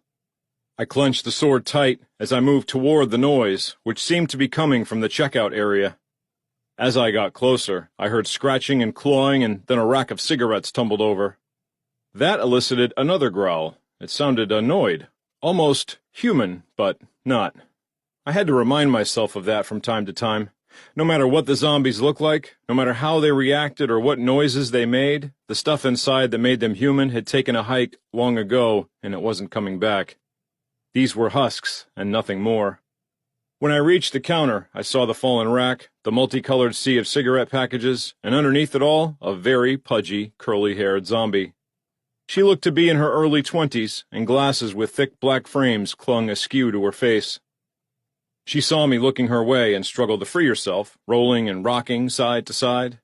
I couldn't hold back a laugh, and decided to give her a few minutes to recover while I shopped. I grabbed a yellow plastic shopping basket and loaded up in energy shots, then added some beef jerky. I reached for the candy bars, but remembered that awful photo showing off my rapidly expanding waistline and decided to pass on them, for now anyway. I took a few jars of peanuts and some dried fruit, then topped off the basket with Funyuns because I remembered Laurent was a fan. I returned to the checkout area and saw the cashier had freed herself from the tobacco avalanche and was almost back on her feet. I couldn't resist staring down her shirt, as the deep valley of cleavage that revealed itself was almost hypnotizing. "What a waste," I sighed, then forced myself to take my eyes off her pendulous breasts. In doing so, I saw a name tag reading Chelsea. "Chelsea, huh?" She looked at me, and for a second, I thought maybe she recognized her name. Then I realized it was just the sound of my voice that had elicited the response, the way a dog tilts its head when you raise the pitch of your voice. That and her instinctual, insatiable desire to eat me, and not in the good way. "We could have had fun, Chelsea." She made it to her feet, then teetered, trying to get her balance as she stomped across a mound of cigarettes. I decided not to wait any longer, and shoved the tip of the sword through the lens of her glasses. There was a light pop as her eyeball burst, and milky, pink-tinged goo ran out. After she fell, I wiped the blade of the sword against her shirt to cleanse it of the gore.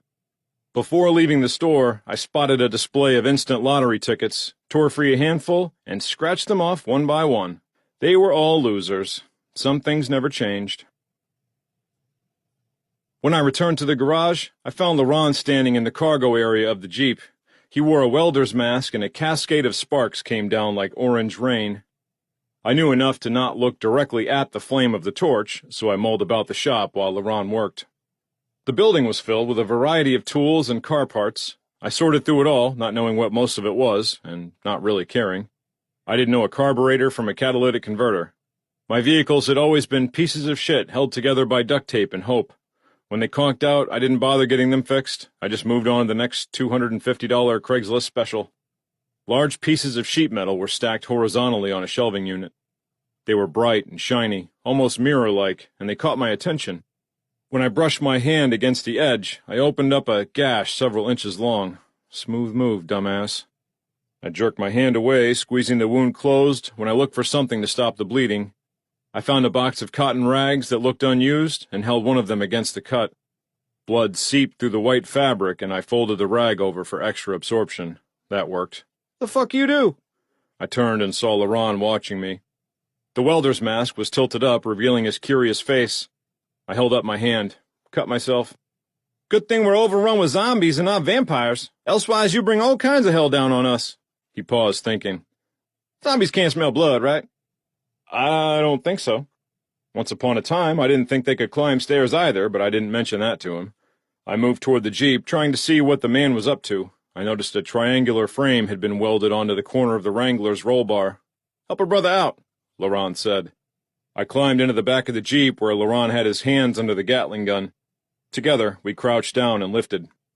"Careful now," Laurent said as he steered the gun toward the metal concoction he'd affixed to the roll bar. We set the gun on the triangle. "Hold it steady." Laurent grabbed the wrench and made adjustments under the setup. He swore once, then stood, apparently satisfied. "You can let go now." I thought the gun might topple off. I didn't see how Laurent's creation could be strong enough to keep it there, but when I let go, the Gatling gun sat firmly atop the roll bar.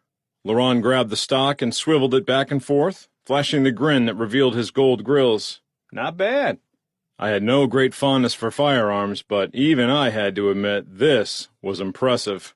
"It's awesome, man. You know how to shoot it?" "Hell yeah! Wouldn't have gone to this much trouble if I didn't. I know your white ass don't know nothing about guns." "Guilty as charged." I knelt, examining Laurent's handiwork. The mount welded to the roll bar looked like it could withstand a tornado.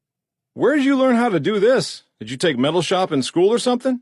"Shit, no. I learned this in a chop shop. Real-world experience." As I considered my new friend's skills, I looked down at my sliced hand, then to the rows of sheet metal. "The doors come off the Wranglers, don't they?" Laurent nodded. "All you got to do is pop the pins. Why?" "Are you up for another project?" "Depends on the project." Now, it was my turn to smile. It took Laurent all the afternoon and most of the evening to bring my idea to life, but when he was finished we were both giddy with excitement. The Jeep's doors were gone. In their place, Laurent had fabricated something akin to airplane wings, which were 5 feet long, 2 feet deep, and had razor-sharp edges. Laurent showed me the mechanism he'd built off the Wrangler's original door hinges. Using that lever, the wings could be opened and locked in place with ease. Pulling it the other way retracted the wings and held them tight against the Jeep's body. I thought it looked weird as shit, but exactly as I'd imagined it at the same time. Secretly, I wondered whether it would work in a real-world scenario, but in theory, my theory, it would be incredible. "Let's try it out." I couldn't wait. Laurent raised his eyebrows. "Calm down, yo. I'm hungry and tired as fuck. We can play with our new toys tomorrow." He lit up a joint, and I knew the discussion was over. I tried to calm myself. Laurent was right, after all. It was pitch black outside, and even with the Jeep armed with a machine gun and bladed wings, traveling at night was still a bad idea. To get my mind off wreaking havoc, I grabbed the shopping bags I'd filled at the mini-mart, and we feasted. Soon after, as the food coma set in, we crashed on the floor. 8. July 31st. I woke early and doubted I'd slept more than 2 hours. The excitement and curiosity were overwhelming. I allowed Laurent to sleep while I loaded the other guns, weapons, and supplies back into the Wrangler. That took all of a half an hour. When I was finished, I made sure to take extra hard footsteps as I walked, hoping Laurent would come awake. When that didn't work, I resorted to fake coughing. After the 5th time, it worked. Laurent's eyelids fluttered and he rolled onto his back, yawning as he looked at me. "What time is it?" "Oh, dark 30. A little after 7, I think," I lied. I knew it was 6:15 at the latest. "Jesus, man, can't you let a brother get his 40Zs? We got pretty much all the time in the world, in case you forgot." "I know, I'm just anxious." "You're always anxious. Why don't you smoke some of that weed?" That wasn't a terrible idea, but I wanted to keep my head clear. "I can't, man, I'm driving, remember? Ain't no one gonna bust you for driving under the influence." But Laurent worked his way into a sitting position. "What do we got left to eat?"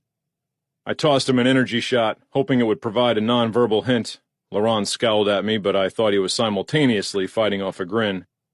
"Whatever, yo, you want to go, we'll go. Where's a good place around here to find a hell of a lot of people?" I had just the spot in mind. I laid on the horn as I drove the Jeep into the parking lot of the local Walmart. There were 100 or so cars, but no zombies. I continued past them, only stopping when I reached the glass double doors. "This should work," I said. Laurent followed my gaze. The view inside was blocked by a smeary haze of zombies pressed against the glass.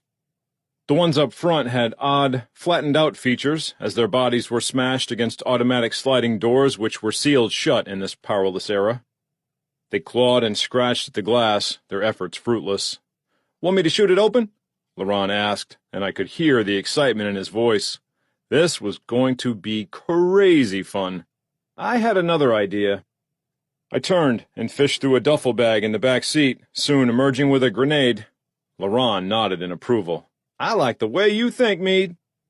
I pulled the pin and lobbed the grenade toward the doors. It hit the ground and rolled a few feet, ricocheting off the glass and coming to a stop as I hit the gas and sped away. We only had to wait a moment before the explosion. I was surprised it wasn't louder. It sounded like a glorified cherry bomb, not the ground-shaking, earth-shattering results I'd expected, but it did the trick.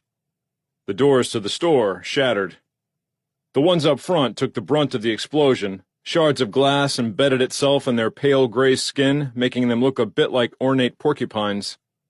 As we watched, one zombie's head was cleaved in two by a chunk of the metal door frame that whipped through the air like a propeller. Then, the soaring metal severed the arm of a store employee. With the glass gone, the zombies emerged into the daylight, free and ready to feed. We had other plans, though. It was finally time to put our new toys to the test. "Fire away," I told Laurent, who was all too eager to do just that. He slipped between the seats and into the rear of the Jeep. There, he took his position behind the Gatling gun. The zombies were maybe 20 yards from us, shuffling and stumbling, easy targets. Laurent aimed the gun at them and took the crank in his right hand, but then he stopped and turned his attention to me. "Ears!" Laurent reached into the same bag from where I'd grabbed the grenade and pulled out 2 sets of protective earmuffs. He handed one to me and put on the other set. Good thinking, I supposed, but at the same time, I wondered how this man from the projects of Baltimore knew so much about military weaponry and tactics. Hell, I'd grown up around guys who spent most of their lives in the woods, killing animals and shooting targets, and the thought of earplugs or headgear never would have occurred to me. Before I could put any more thought into the matter, Laurent opened fire. Even wearing the earmuffs, the gun was shockingly loud, much more impressive than the grenade. But even more awe-inspiring than the noise it made was the destruction the gun wrought. Bullets ripped through the zombies at an almost impossibly fast pace. Their thick, clotted blood exploded through the air like black sleet. Several of the creatures' heads exploded, their decapitated bodies crashing to the ground, only to be replaced with a new front line. Laurent kept shooting, and the zombies kept dying. From my spot in the driver's seat, I could feel heat coming off the gun like someone had set the oven to 500 degrees and left the door open. It was so hot I shrank sideways to try to get away from it. Despite the heat wave, most of my attention remained on the horde as the gun tore them to pieces.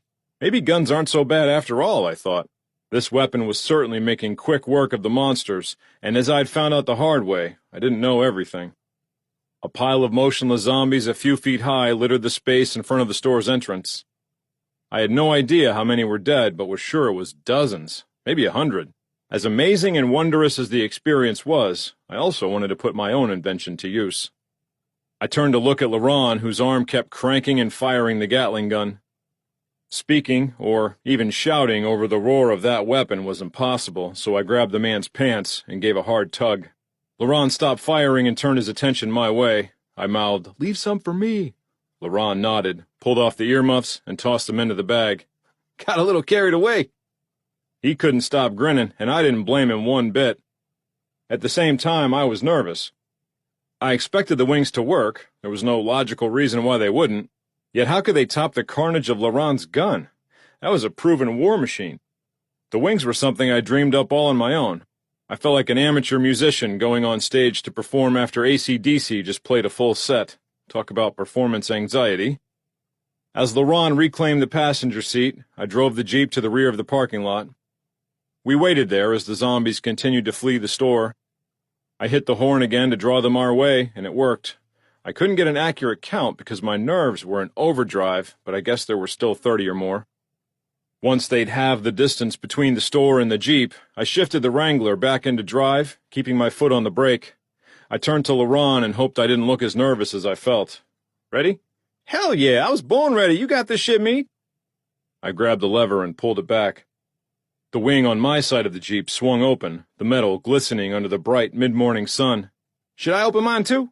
Laurent asked, his hand on the lever, ready. "No, there's not really enough room in here. That'll work better on the highways." If it works at all, I thought. I couldn't shake the memory of assuring Bundy that zombies couldn't climb stairs only to be proven so very wrong. Bundy had never forgiven me, and that was also the end of our budding friendship. In a life where I'd so often been the punchline, I didn't want to go through that again, but it was far too late to turn back. The zombies were 30 yards away now. The leader of the pack was a tall, pear-shaped woman in a yellow pantsuit and a white button-down, or one that had been white many weeks ago. Now, the front of the shirt was stained red and brown and black like some sort of gory version of tie-dye. She reminded me a bit of Big Bird, and I stared at her undead face as I removed my foot from the brake and hit the gas.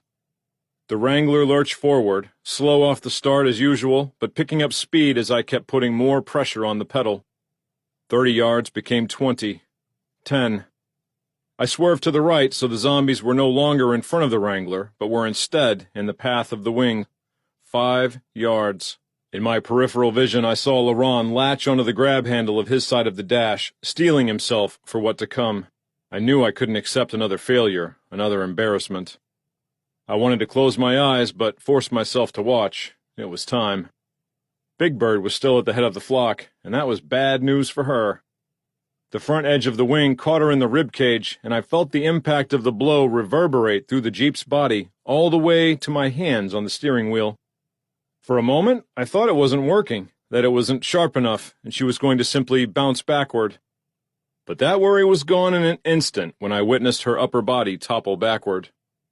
After her was an old man with so many age spots on his head you could have played connect the dots.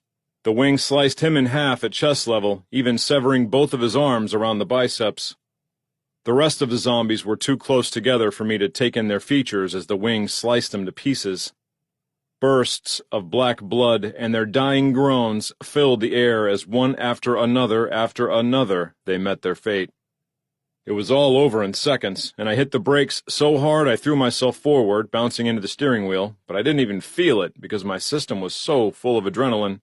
I made a hard U-turn so fast that I almost fell out the open door cavity, and made a mental note to wear my seatbelt whenever the wing was extended from now on. And I had a feeling it was going to be getting a great deal of use. Ahead of us, a bloody pile of zombies was strewn across the pavement. It looked like a mound of partially assembled mannequins, only these mannequins oozed blood and goo, and their spilled internal organs turned the parking lot black, and it looked incredible. With no small effort, I forced myself to look away from the carnage I'd created and looked to Laurent, who was bouncing up and down in his seat with excitement.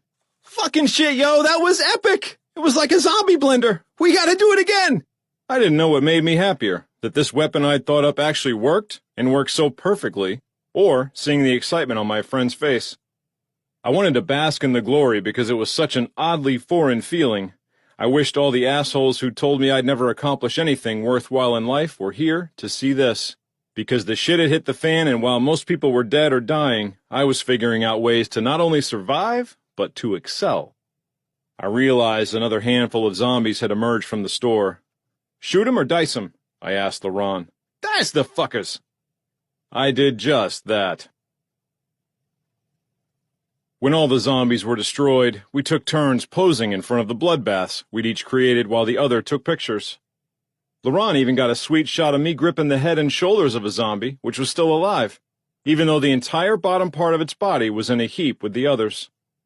Afterward, we raided the Walmart, which was mostly free of the undead. I found 3 zombies inside and killed them with a sword, and Laurent shot 2 others, but overall, it was an easier and more pleasant than a trip to the department store than any I'd experienced prior to the apocalypse. While Laurent hit the sporting goods counter, filling a shopping cart to the brim with ammunition for the guns, I loaded another cart with food, real food this time. Canned meat and vegetables, soup, dry goods. We had a long trip ahead of us, and even I knew that man could not survive on energy shots and snack cakes alone. After getting enough food to last at least a week, I made my way to the office supply section, where I grabbed the thickest road atlas I could find. I searched until I found the small city of Bangor, then made a circle around the city, and above it wrote Stephen King's house.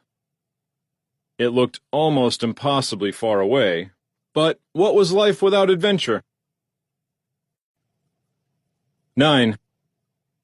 August 15th. As a side effect of avoiding the cities and taking detours through the countryside, the road trip has been slow and meandering. A week and a half in, we'd only made it to western Connecticut. There, we settled in for the night in a sprawling green lodge on a lake, which the signs declared North Spectacle. The view over the water, the mountains reflecting in the gently lapping waves, ended up being so pretty that we stayed for 2 days. I much enjoyed the break from the monotony of the road. The cabin was well stocked, and I used the propane grill to boil some water and make spaghetti. I added some homemade sauce I'd found in the pantry, plenty of Parmesan cheese, and tossed in handfuls of dried basil and parsley. I carried 2 plates of it onto the porch where Laurent had dozed off in a director's chair. I cleared my throat and he stirred. "Your dinner is served, sir." He sat up in the chair as I handed him a plate. He smiled as he took a whiff. "Damn, boy, you got skills." "I try." I took a seat beside him and we ate mostly in silence. It felt good to be cooking again. Plus, this was the first hot meal I'd had since the plague began. It surprised me how much I missed little things like that, but not other people. I suppose I should have felt guilty about that, but I didn't. Laurent finished his meal and licked the plate clean. "Fucking-licious. Now, what's for dessert?" He was joking, but I'd thrown together a box brownie mix which was baking on the grill. There were no eggs, of course, so I added extra oil and baking powder. I had no idea what the results would be, but it was worth a shot. The brownies ended up on the flat side, and I probably overdid it with the oil, but they were edible, and Laurent had no complaints. Well, almost none. "Should have made these pot brownies." "I'll remember that next time." He grabbed a joint from behind his ear and lit it up. "No worries, my man. I always got a backup plan." The sun had dipped toward the horizon, and the air was chilly. Laurent wrapped himself up in a blanket, but I didn't mind it.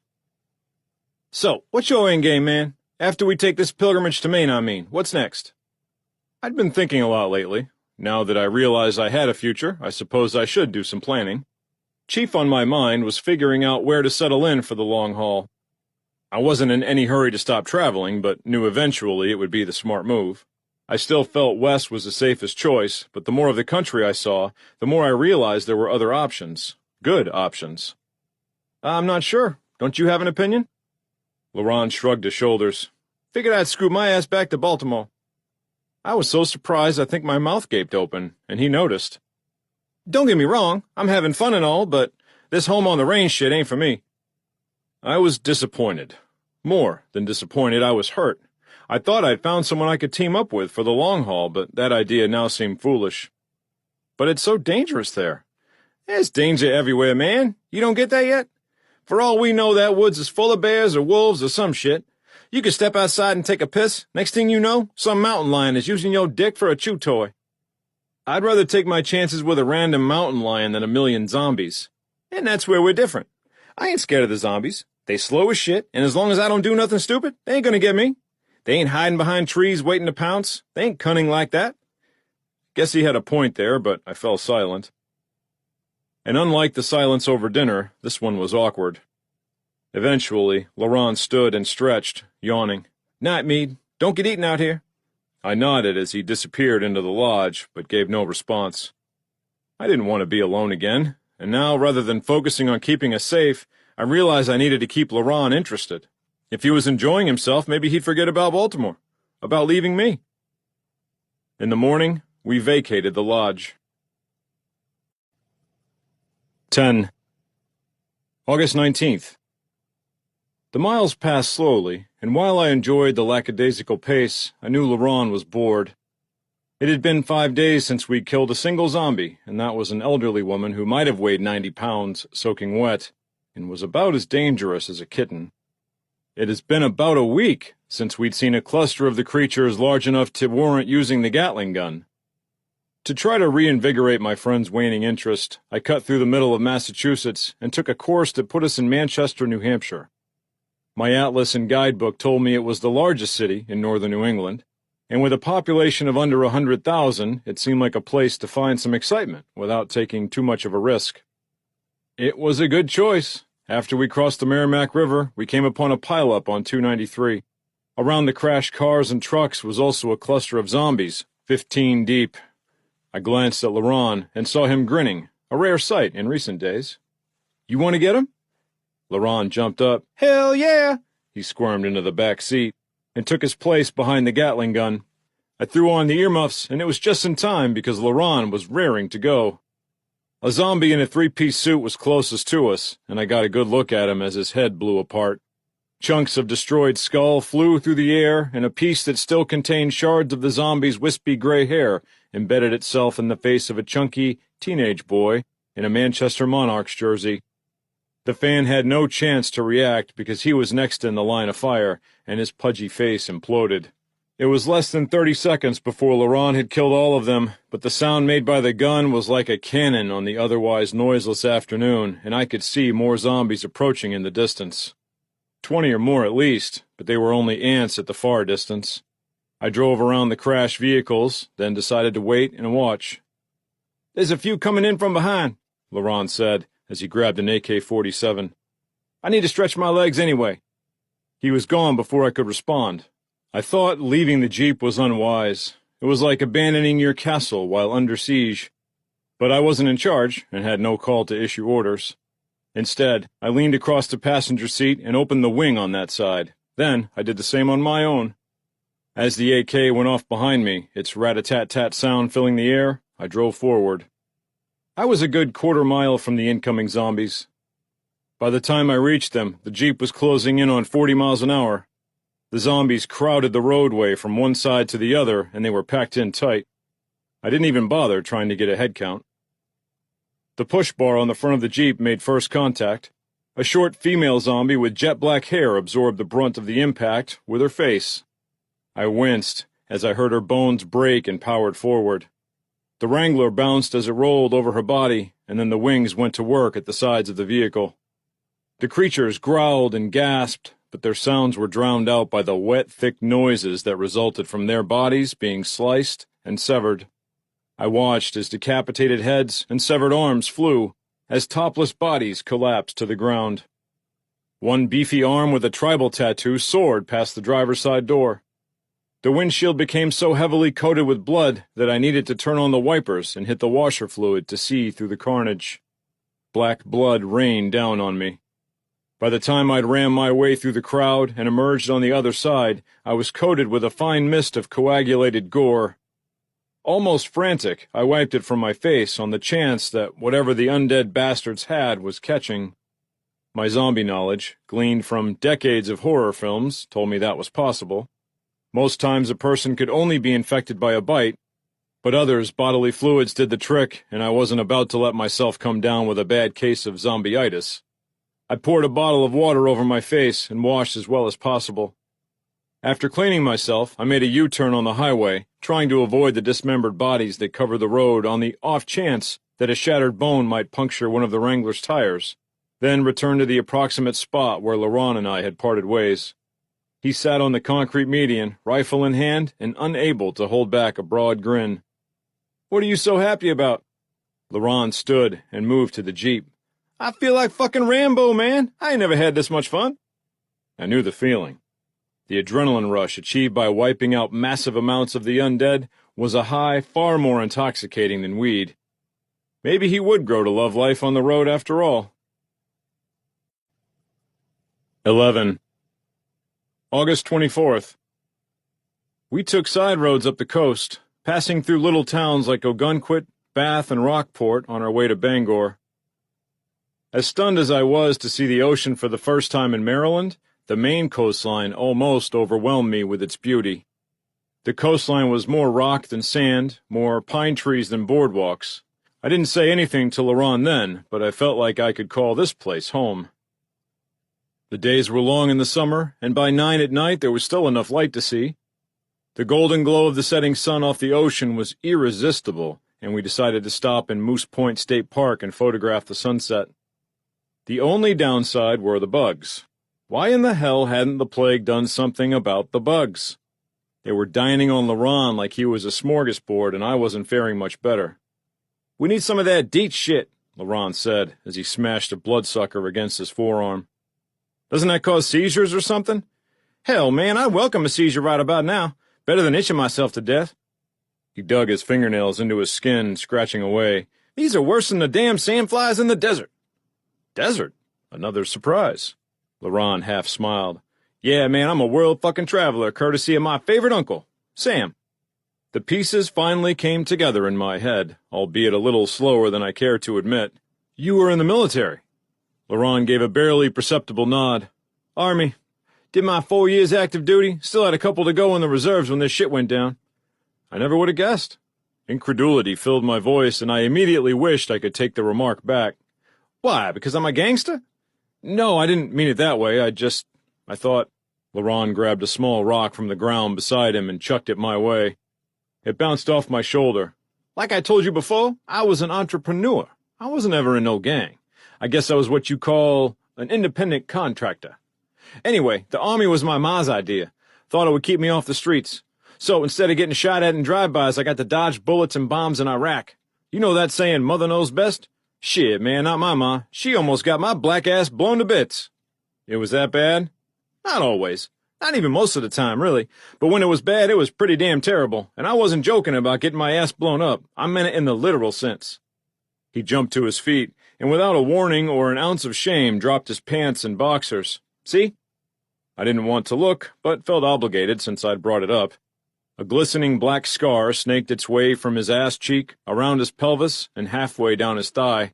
My eyes must have grown wide when I took it in, because Laurent used both his hands to cover his substantial penis, which had been swinging free and clear up until that point.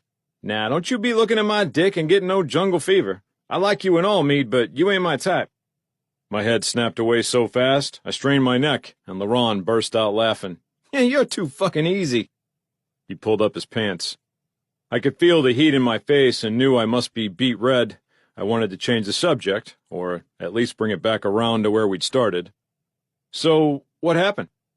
"We were out on a patrol, just doing a routine sweep. Guy 10 yards from me stepped on an IED. I caught some shrapnel." "What happened to him?" Laurent grimaced. "Put it this way, I was the lucky one." "Ouch. Yeah. I don't know how you did it. Go over there and put your life on the line for what, 20 grand a year?" "I didn't do it for the money, man. I did it for our country." "The country?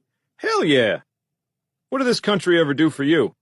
"It ain't about that. It's doing the right thing.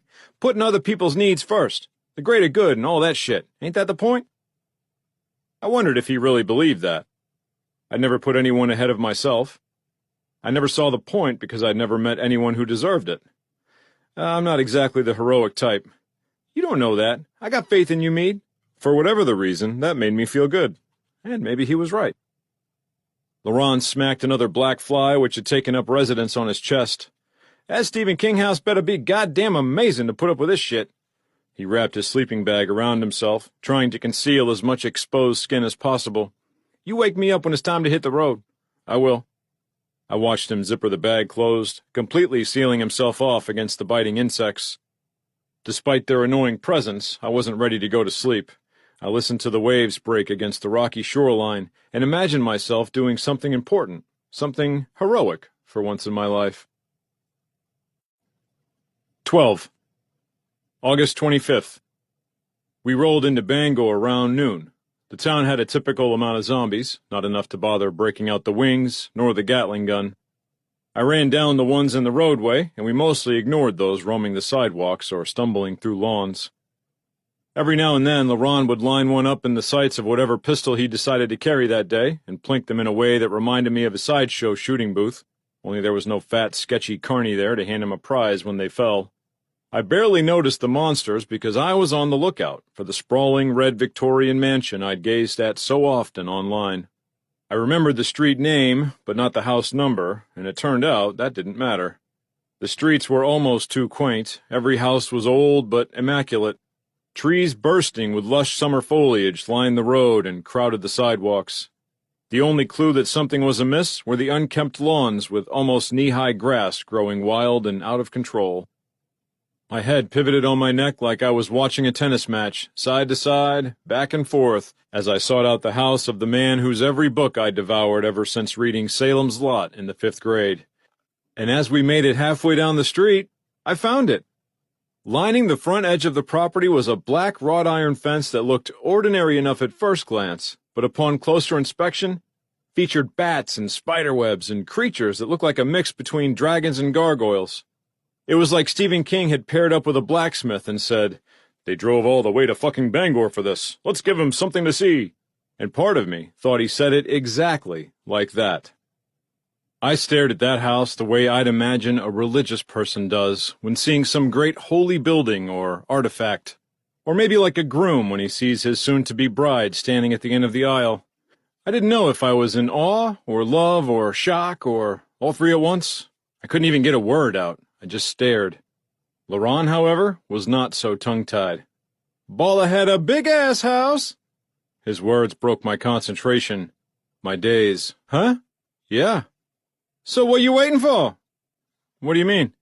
"Pictures, man. We didn't come up here to go away with nothing but memories." He pointed to the front gate. "Get your ass over there and pose like a motherfucker." I did just that as he snapped away. In some photos I smiled and pointed, in others I pretended to be impaled on the gate.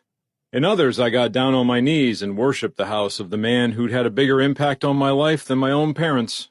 I doubt I ever would have grown weary of the fun, but the photo shoot was interrupted when Laurent looked past me.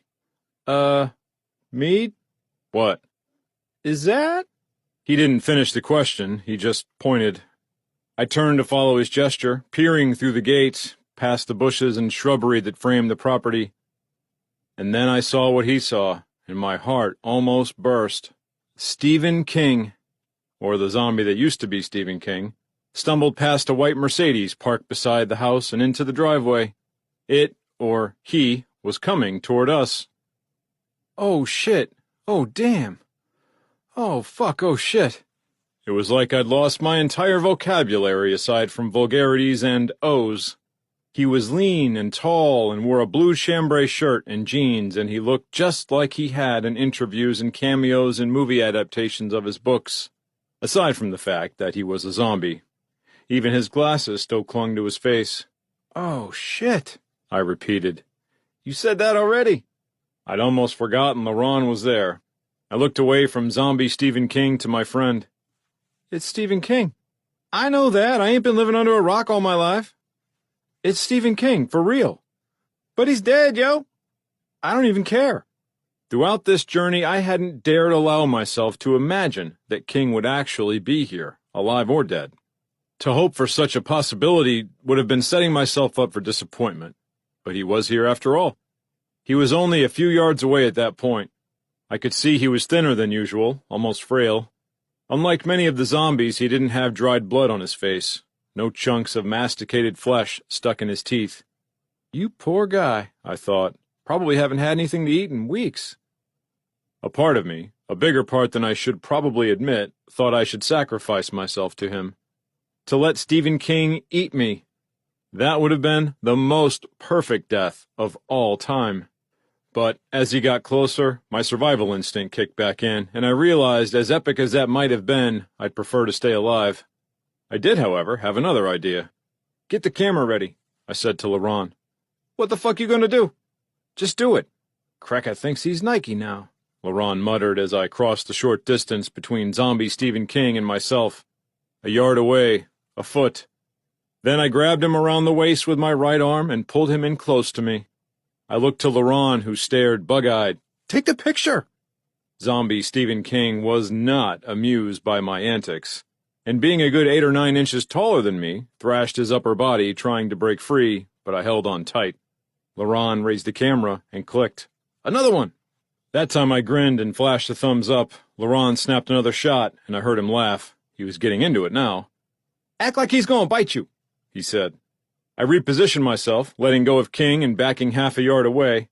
I pretended to cower, holding my arms in front of my face as if to shield myself, and heard the camera click again. "Let me get in on this." Laurent ran toward us. "Hold him." I did. I was on King's right side, and Laurent sidled up on the left. He held the camera out in front and above us, as far as his arm could reach. "Selfie time!" We both cheesed it up. Then Laurent flipped the camera over to check the shot. "Oh, damn, that's a good one." I looked too, even while I could feel King struggling between us, trying to break free, trying to attack. The photo was indeed a good one. Better than good, it was perfect. Even Stephen King had looked at the camera for the shot. We carried on like that for 20 minutes or more, taking turns posing with him, getting pictures of King alone. It was morbid as hell, but also maybe the greatest moment of my entire life. Scratch the maybe, it was the best. Zombie Stephen King grew more furious the longer we goofed, and I eventually started to feel a little guilty. All the poor guy wanted was a hot meal, and even if that hot meal of choice was human flesh, he was only doing what came naturally. I couldn't blame him. "All right," I said to Laurent. "We should probably stop."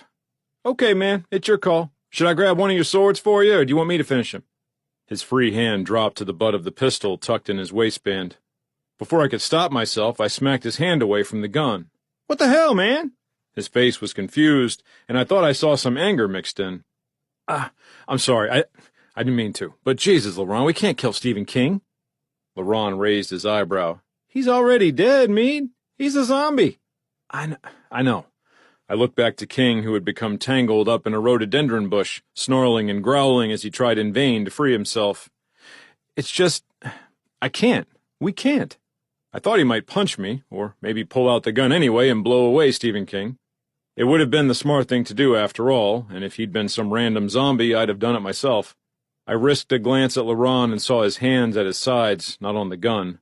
Not balled up in fists, and there was even a smile on his face. "Yo, man, I get it, but what are we going to do with him?" It was my turn to smile, and I glanced at the Jeep. Laurent must have read my mind. "Oh, hell no, we ain't taking him with us." He was right, of course. Even if he was Stephen King, we couldn't bring a zombie along on our adventures unless we wanted to die. As I ushered Stephen King into his house, he thrashed and clawed at me. I got him through the door and he stumbled, falling onto the oak floor. "Sorry about that, Mr. King, but you need to stay inside where it's safe." He growled as he awkwardly climbed back to his feet. "And I know you heard this all the time, but I just have to say it. You scared the shit out of me." 13. September 2nd. After leaving Bangor behind, we tooled around Maine, but found a whole lot of nothingness in the center of the state, and eventually turned south again. We ended up in Portland, so Laurent could get his zombie-killing fix. I watched, amused, as he used the Gatling gun so long that I could see the exertion had physically exhausted him. Well, part of it was the exertion. The other was the fact that he'd been hitting the marijuana hard all morning long, and his eyes were so bloodshot they looked like they might spontaneously bleed. "How about we take a break?" I suggested. He pretended he wasn't winded. "If you say so." "I do." Relief washed over his face as he resumed his usual spot in the passenger seat. Out of the corner of my eye, I could see his chest rising and falling rapid fire. "What was that, 75? I asked. "Shit, man, 110 at a bare minimum. You need to work on your counting," he said with a grin. What can I say? You're just too damn fast. As I drove, he dug through a duffel bag. Everything okay? We're getting low on ammo. Real damn low. You see a gun shop, you best pull in. It didn't take more than a half an hour of driving aimlessly before we came across a sign for Abe's Ammo. Turning into the parking lot, we saw Abe's was the largest store in a shopping plaza that contained a handful of other businesses, a gas station, and 2 fast food restaurants. Abe's itself featured a rambling storefront painted camo green, brown, and black. Will this do? LaRon nodded. This state ain't all bad. What was bad was that a few hundred zombies had made the plaza's parking lot their home, and there were just enough cars parked haphazardly throughout the area that the Jeep's bladed wings couldn't be extended and were useless. Do you have enough bullets to take care of this? LaRon shook his head. Not even close, shit. Don't worry about it, we'll find somewhere else. I started to turn the Jeep back to the exit, but felt LaRon grab my arm. Nah, man, I got an idea.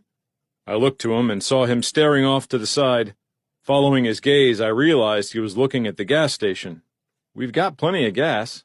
I know that. I don't want to get gas for the Jeep. I want to use it on them. I still wasn't sure what he meant, but when he pointed to the side of the gas station, it started making sense. Parked at the back corner of the building was a fuel truck. Its silver tanker blazed almost white under the midday sun. You aren't thinking... LaRon smiled, blissful and high. We're gonna light these bitches up? I ran down 4 zombies which loitered around the gas station, keeping the RPMs low and the engine as quiet as possible, and we didn't draw the attention of the hundreds of others who meandered about the parking lot. The coast was clear as we parked beside the massive tanker. LaRon wasted no time before jumping out of the Wrangler and jogging to the rear of the truck. I followed and watched as he pulled a hose as thick around as my thigh from the truck. He quickly connected it to a valve. I'm sure I could have figured out how all of this worked on my own given enough time, but LaRon seemed too familiar to be learning on the fly. Is there anything you can't do? I can't dance for shit. He glanced up at me. You learned to do a little bit of everything in the Army. You think your Jeep's thirsty? Try keeping a fleet of Humvees running day in and day out. He took a deep drag off a joint. Think that's smart? He stared at me, confused as I mimed smoking. You think I'm gonna blow us up? Maybe. That shit only happens in the movies. But he pinched the joint off and dropped it into his pocket. He finished connecting the hose and pointed to a lever above where it connected to the tanker. That's your shut-off valve. Soon as you open that, fuel's gonna come out about 100 gallons a minute. Why are you telling me this? Because you're manning the hose. Me? I didn't like this plan. Can you drive the truck? He had me there. I'll circle through the lot, and you douse the bitches. Once we're finished, you shut the valve and meet me at the front of the truck. And then what? LaRon only grinned. He hopped into the cab, and I had no opportunity to protest. This was his show, and it had begun. I held onto the hose and jogged close behind the truck as he drove toward the zombies. The weight of the hose was shocking, and by the time we were amid them, I was already out of breath. This plan got worse with every passing second. The brakes shrieked as LaRon stopped the truck, and if any zombie in the area hadn't been aware of our presence before then, that sound beckoned them like a homing beacon. The creatures shuffled toward us, growling and snarling. The scent of their death cologne on that hot day sickened me. The closest were a few yards away, and I knew it was time to act. I grabbed the lever and tried to turn it, only it didn't budge. I tried again. Nothing. Oh, fuck! I looked behind me, and a half-dozen zombies were within feet of it. All my weapons were in the Jeep, and I had a feeling I was screwed. My only thought was that I could dive under the truck and find some axle or part to hold on to while LaRon drove me to safety, but the realistic part of my brain knew I wasn't strong enough to hang on for more than a few seconds. With no other options, I tried the lever one more time, jerking down on it with all my body weight, and finally, that time it turned. The hose went rigid and gasoline shot out the end, soaking the ground. I ran to it and picked it up, no easy task, then aimed it at the zombies like a fireman trying to snuff out flames. The fuel soaked them, and the creatures stumbled backward. Several, knocked off balance by the force of the flow, fell to the pavement. I doused every zombie close enough to reach with the hose, then glanced at the cab where LaRon watched. I gave him a thumbs up, and he drove again. We repeated this stop, spray, and go act 7 times. It took nearly 15 minutes, but eventually All the zombies had received their baptism by gasoline, and I closed the lever, which was much easier than opening it. I ran to the cab and climbed inside, and Laurent drove us away from the zombies. "You stink, man!" The smell of petroleum filled my nose and had apparently permeated my clothing. Maybe even my pores. Sorry. You should be. Now what? He parked at the mini-mart. I grabbed a spear from the Jeep, but Laurent didn't take any weapons. "Don't you want a gun or something?" "Nah, man, I'm good." He reached into his pocket, and from it pulled a lighter. "This?" He took one of the red plastic jugs of gasoline from the Wrangler. "And this is all we're gonna need. You'll see." I watched as Laurent strolled toward the zombies, many of which were coming our way. I was amazed at his nonchalant attitude and wondered how much of it was genuine bravery and how much was the constant marijuana fog.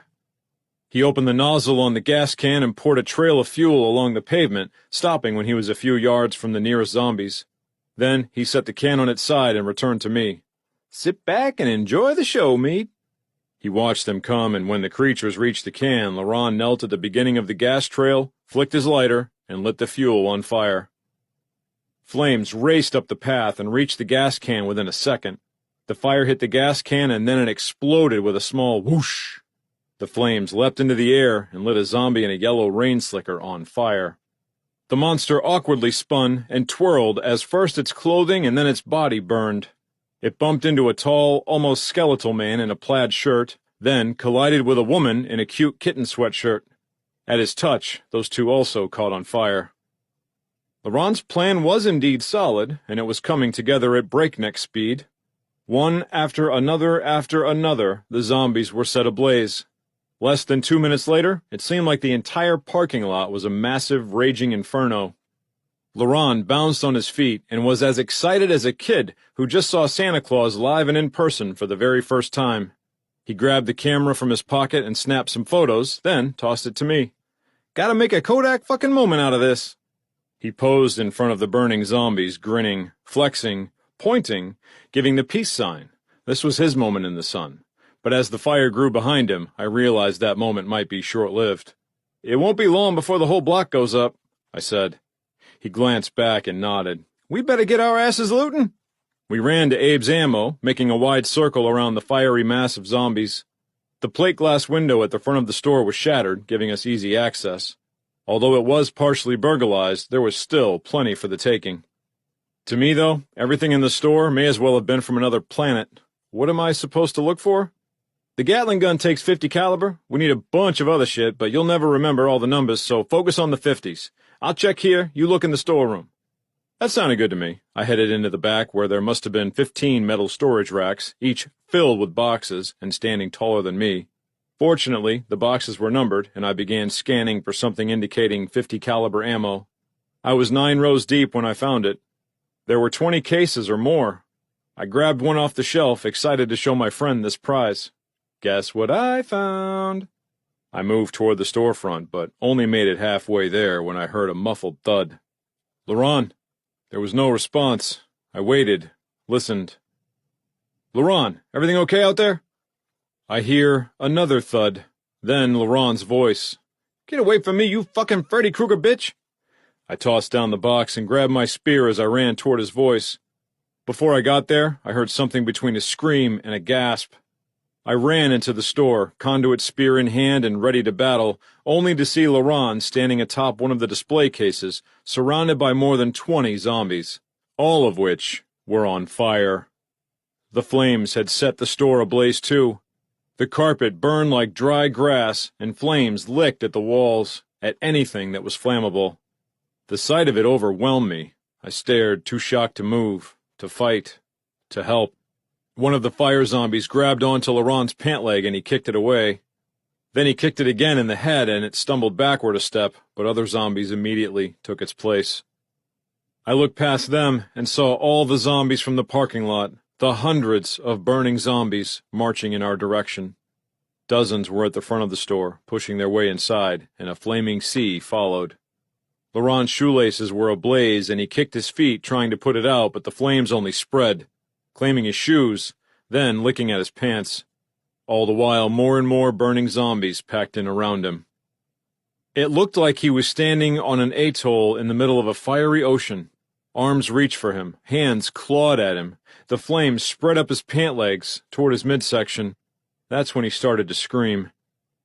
My mind raced. What could I do? How could I possibly get in there and save him? No matter how many scenarios I ran through my mind, they all ended the same way, with both of us dying. The flames had reached the ceiling, and the cheap tile lit up like tinder. The entire store was burning, floor, walls, and ceiling, and the oasis in the middle was Laurent on the display case, fighting for his life, and losing. Then he saw me. He'd been flailing wildly, fighting against the flames, and his body turned my direction. Before I could react, our eyes met. I saw a measure of relief in his face, some hope clawing through the pain. "My goose is almost cooked, man," he said, and it was as if the zombies realized he was speaking to someone. A third of the horde turned my way and staggered toward me, and they brought the fire with them. I knew there was no way to rescue him and be the hero. There were too many zombies, too many flames, and no time. Stepping so much as a single foot into that store would have meant death for both of us. I'm sorry." I doubted my voice carried over the roar of the fire, the hungry groans of the zombies, but he seemed to understand. "It's I." He gave a slight tip of his head as the flames licked his face. Then I ran the other way. I fled through the rear exit, because all the zombies were focused on getting into the store where Laurent was either being eaten or burned alive, or both. I had no problem sprinting to the Jeep unnoticed. It wasn't until I got behind the wheel that I dared look back at Abe's ammo. I half expected to see Laurent, an undead burning version of him, emerging from the store like a wraith, coming for me, eager to seek his vengeance. All I saw was the entire store ablaze. The fire had spread to the surrounding businesses, and the whole row was going up in flames.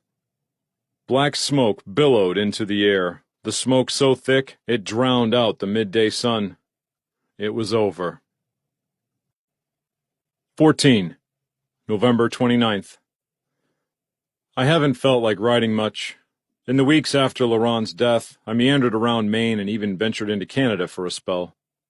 I took my own personal tour of Acadia National Park, dined dockside in Bar Harbor, and ended up at a rundown lodge on the coast where the scenery was beautiful and there wasn't a zombie in sight. It was a good life, a far better one than I deserved.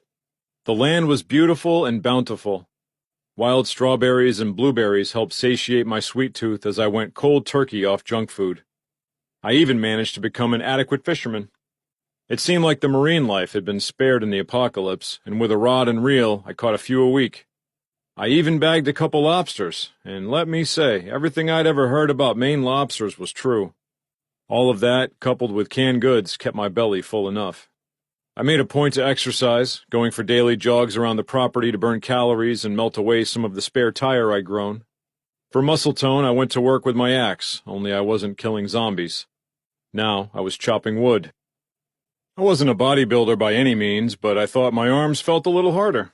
I needed to do anything I could to stay in shape because, as I'd learned the hard way, you never knew when you might need to fight your way out of trouble.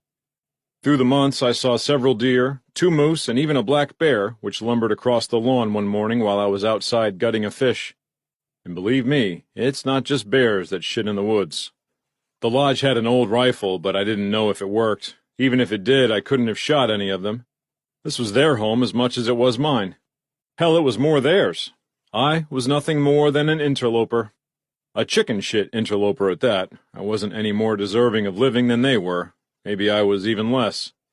It was lonely at times, but worse than the solitude was having to relive the last few months over and over again.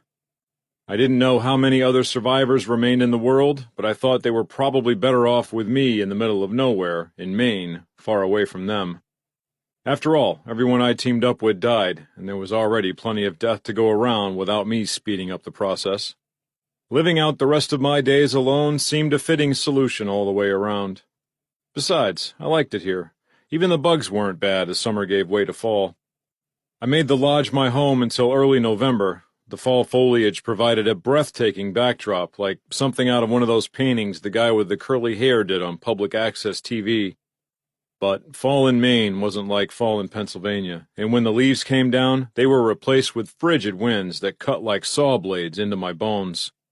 The old lodge wasn't insulated, and the wood-burning fireplace did little to keep the cold at bay. One morning I woke up with my eyelids frozen shut. I had to pry them open and lost pretty near all my eyelashes in the process.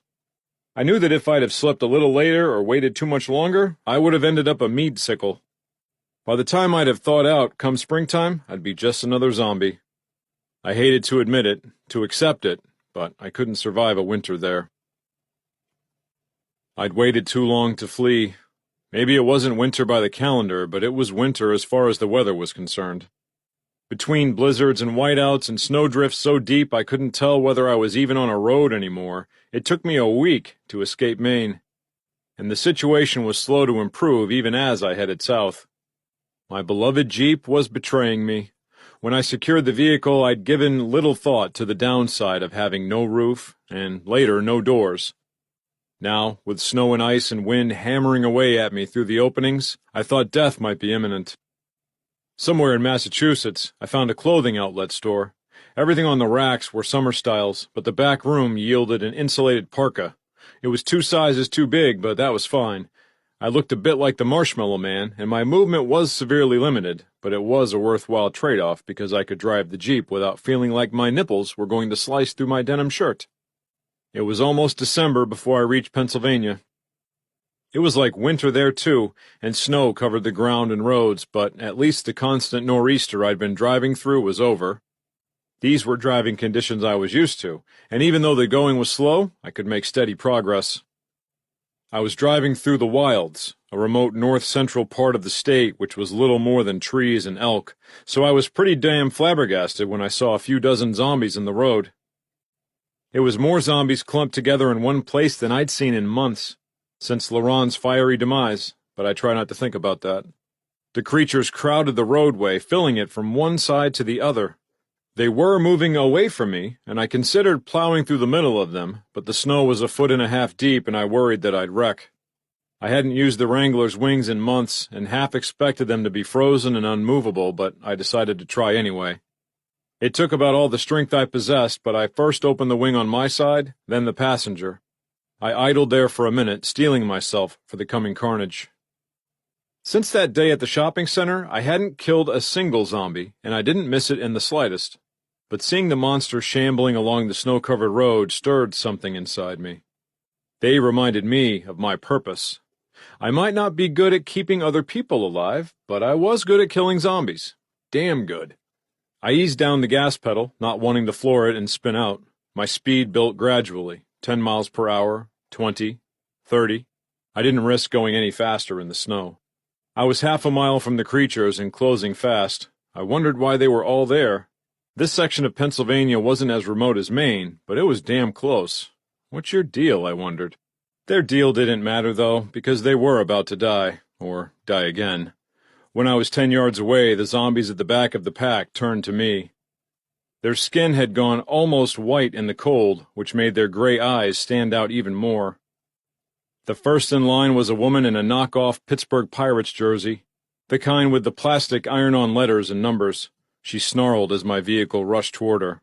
Time to die.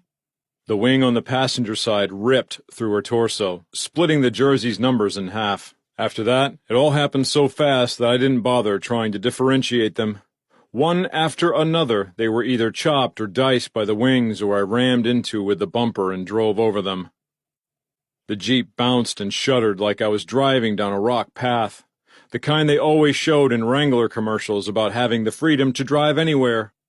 I thought they should make a commercial showing what else the Jeeps were capable of doing. I glanced in the rearview mirror and saw a trail of gore staining the otherwise pristine white snow. It looked like a red river, and it made me smile. I hadn't done much smiling in a while, and it felt off, but good. I realized the steady thudding impact of the Jeep and the wings hitting zombies had ceased, and I returned my gaze to the road ahead of me. At first, I thought the path was clear, but then I spotted what looked like a brownish-gray wig. That didn't make sense, though. I assumed it must be an animal of some sort, maybe an oversized groundhog or wolverine. I hit the brakes, slowing as fast as possible without risking going into a skid. I wondered if the zombies had been chasing this thing, following it in hopes of a warm meal. I was only yards away, and I realized this wasn't an animal pelt. It was a mop of hair. Human hair. And underneath it was a body sprawled out in the snow-covered road. After months of living through the plague and apocalypse, my first thought was that this was another zombie. I had ceased expecting to find a living human being, and the reasonable part of my mind told me to run over it and get out of there. This was all just a little too weird.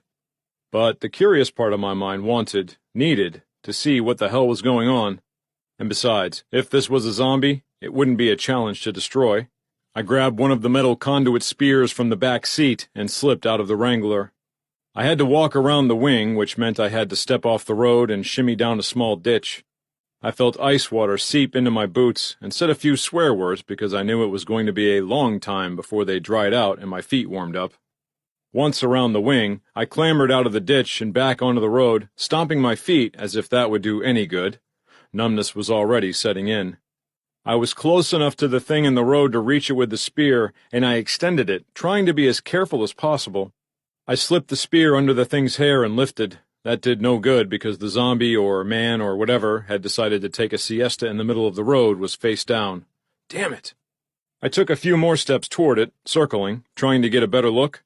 I realized that this figure wasn't totally naked, but damn close. I could see tufts of wiry hair sprouting from its back, then a pair of briefs that blended in perfectly with the snow, then two thick, muscular, and hairy legs ending in bare feet. Jesus Christ! The feet looked like beef run through a meat grinder. The soles were ragged, so much so that even at a distance of 8 feet, I could see where the flesh was ripped and torn away. I suppose they should have been bleeding, but they were most likely frozen. I poked the torso with the end of the spear. Nothing happened. I poked again, harder, hard enough to draw blood. It took a moment in the cold, but blood did escape the small puncture wound. Red blood. Human blood. I dropped the spear and ran to the man's side, dropping to my knees in the snow. I grabbed him by the shoulder and rolled him. He flipped over with a grunt. His face was as hairy as the back of his head. A patchy, multicolored beard obscured most of his features, but I could see his eyes. They were closed. "Hey, buddy, wake up for me." I gave him a shake. "Wake up and I'll get you out of here." His eyelids fluttered but didn't open. I saw his beard was caked in frozen snot and drool and chunks of what looked like blood. "What the fuck happened to you, man?" He didn't answer. I grabbed him under his arms and tried to lift him into a sitting position, but he was a big dude, probably a foot taller than me and half again my weight, and I only succeeded in dragging his head and shoulders onto my lap. I gave him a light slap on the cheek, because they always did that in the movies. If I'd had a glass of water, I'd have thrown that on him too. He groaned again, but still refused to come all the way back to the land of the living. I was already getting cold, so I couldn't imagine what condition this poor schmuck was in. There wasn't time to screw around anymore, so I reached toward his face, took my fingers, and forcibly opened his eyes. "Wake up!" His pupils constricted as the blinding light of the all-white winter day hit them, and his entire body flinched. His head snapped to the side, and he ended up with his face inches from my crotch. Well, this is awkward. "You in there? You coming around for me?" The big man sighed, coughed, then swiveled his head so he could stare up at my face. "Am I dead?" "Not yet, but if you hang around me long enough, you probably will be. Can you get up?" He shrugged his shoulders. "Not sure." I felt him stretch, his muscles flexing as he tried to get his limbs working again.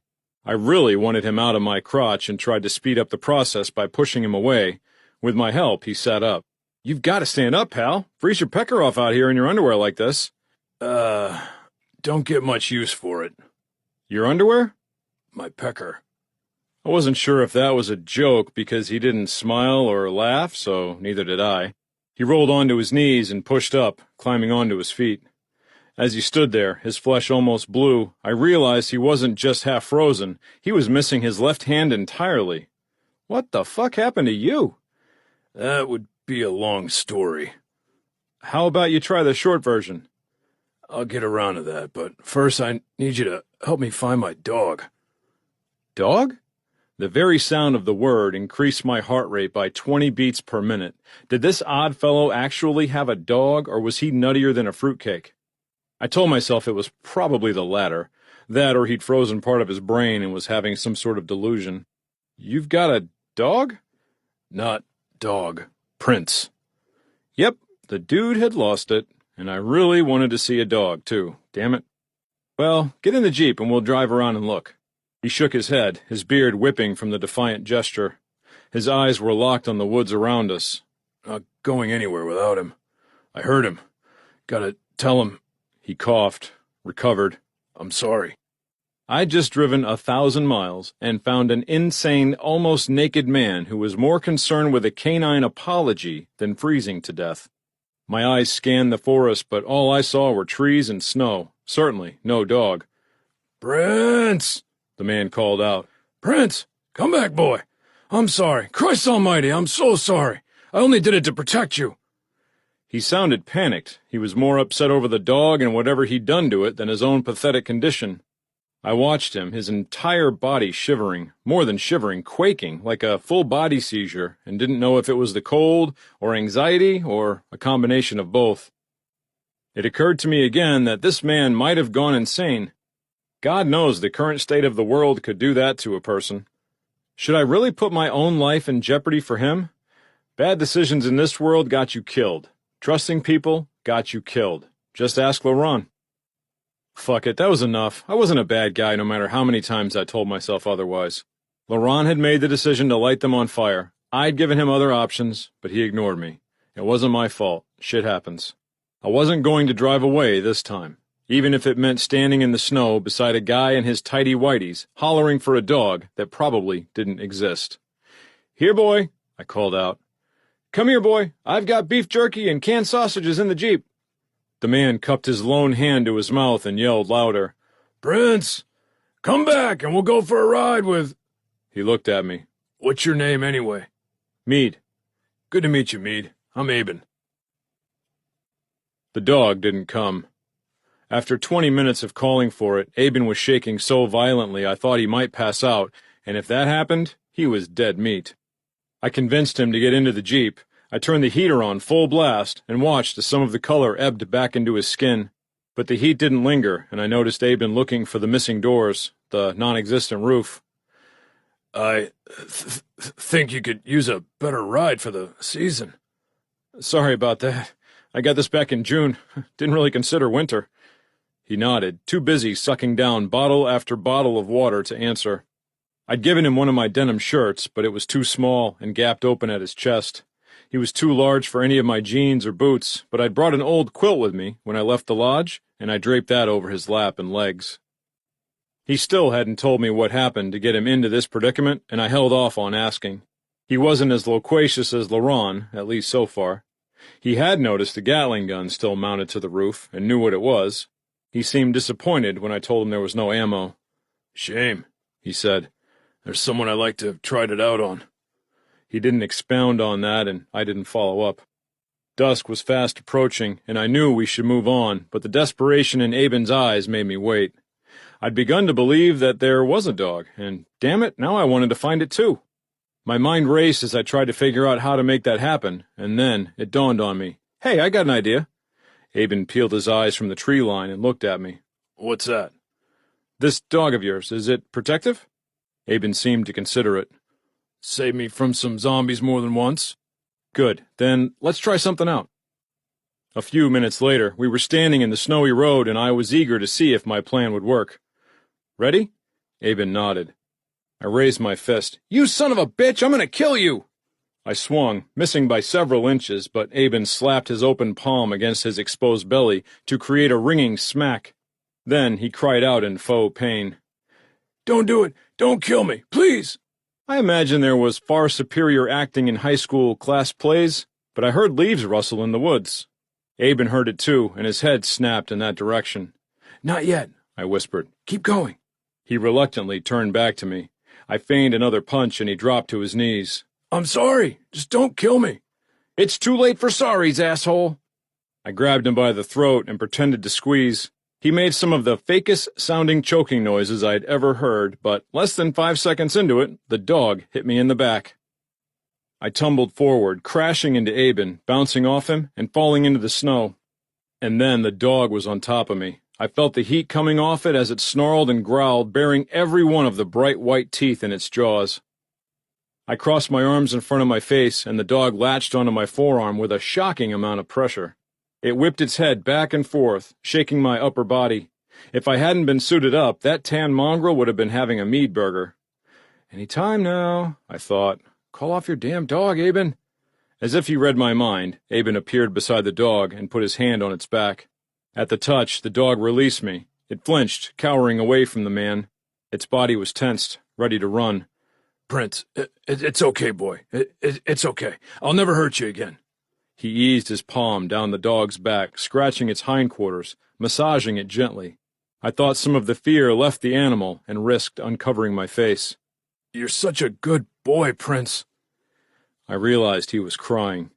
I felt like crying too, and I didn't even know what the hell was going on. But Aben had his dog back, and I thought maybe, just maybe, I'd found new friends. And at the moment, that was all that mattered. 15. December 3rd. It still boggles my mind that you came along when you did. If we told anyone that story, they'd be apt to disbelieve it, and I wouldn't blame them. We'd been driving south as quick as the roads allowed. By the time we got to Maryland, the snow was a thing of the past, and the temperatures were gradually rising, and the more he warmed up, the more talkative Aben grew. "It's like you were sent there by God." I cast him a sideways glance. I don't know about that. I doubt God has much use for people like me. Aben looked at me, his eyes so intense I couldn't hold his gaze longer than a moment. "I wasn't even sure there was a God, but now after that, how could I deny it?" "Well, for whatever it's worth, I'm glad I found you." Aben eventually told me his tale, starting with getting arrested not far at all from my former home in Johnstown, to losing his hand, to the various survivors he encountered along the way. There were soldiers and sacrifices, secret government bunkers and island villages. The culmination, of course, was how he ended up almost bare-ass on the roadway, while being stalked by zombies. It was quite a tale, and from a different man I might have suspected much of it was made up.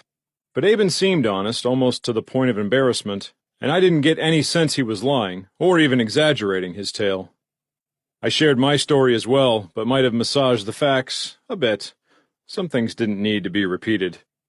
We were on the same page that heading west was the best option, but 3 days into our journey, we had our first spot of trouble. We'd stopped at a grocery store to restock when I noticed Aben had foregone filling his cart with food, and instead had a mixture of medical supplies: gauze, antiseptic, bandages, and painkillers. I was still getting to know this man, but thought it wasn't outside the realm of collegiality to inquire. "Care to tell me what's up?" He looked to the supplies in the cart, then back to me. "Think I got a bit of a problem." "What kind of problem?" "The frostbite kind." He took a seat on the metal bench and took off boots we'd nabbed at a thrift store a few days earlier. I saw right away that the ends of his white socks were stained an orangish brown, the color of pumpkin pie. The toe end was also much larger than it should have been, and I could smell the infection. I knew this wasn't going to be good, and as he peeled off the socks, I was tempted to shout at him to stop. I didn't want to see this, but saying so would have been impolite. Sometimes it's okay to be impolite. The horror show that was revealed when those socks came off was unlike anything I'd ever seen. The front end of his right foot was swollen twice its normal size, and the skin was a deep chocolate brown, and that was the better of the two.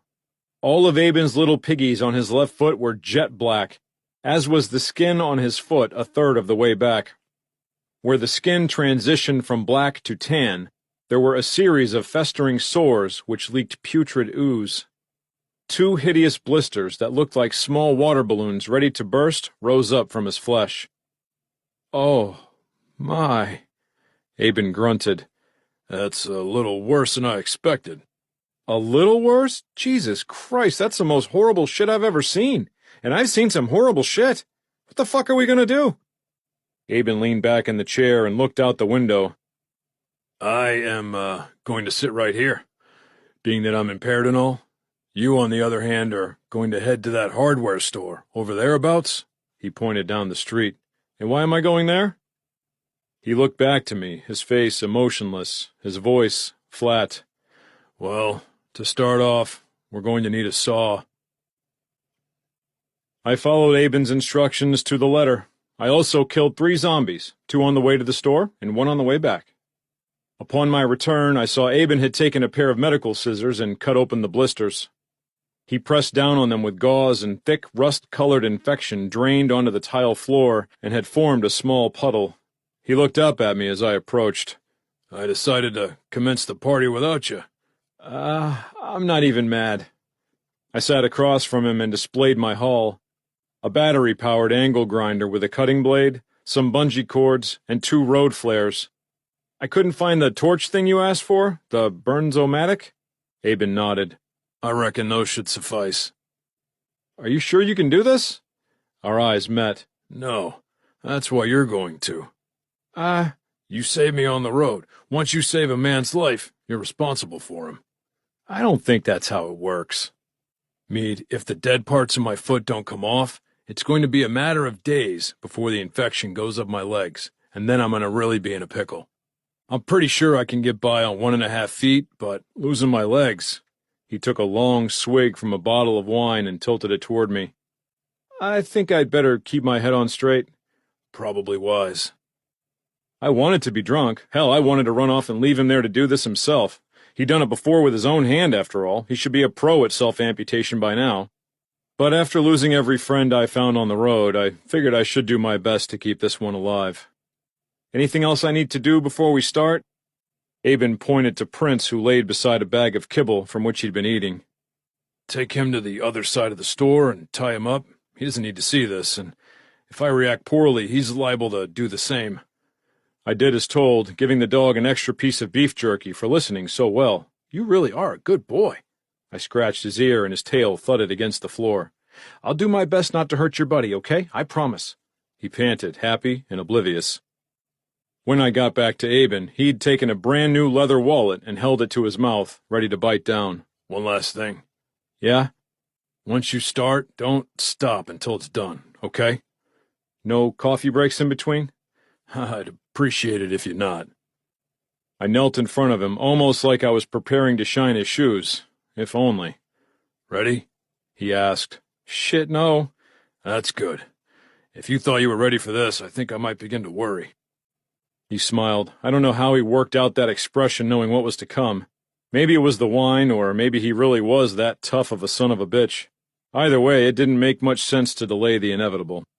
We'd decided to try to treat his right foot, to hope that the nearly dead skin would somehow survive, but a good 1/3 of the left foot needed to be excised. Aben had even taken the time to draw a dotted line, and above it, in small, neat printing, wrote, "Cut here." Really now? He didn't respond. He put the wallet in his mouth, bit down, and tilted his head toward the ceiling. No words were needed. It was time for me to do my job. I jumped when I turned the saw on. The blade whirred fast and loud, and the sound reminded me of a dentist drill.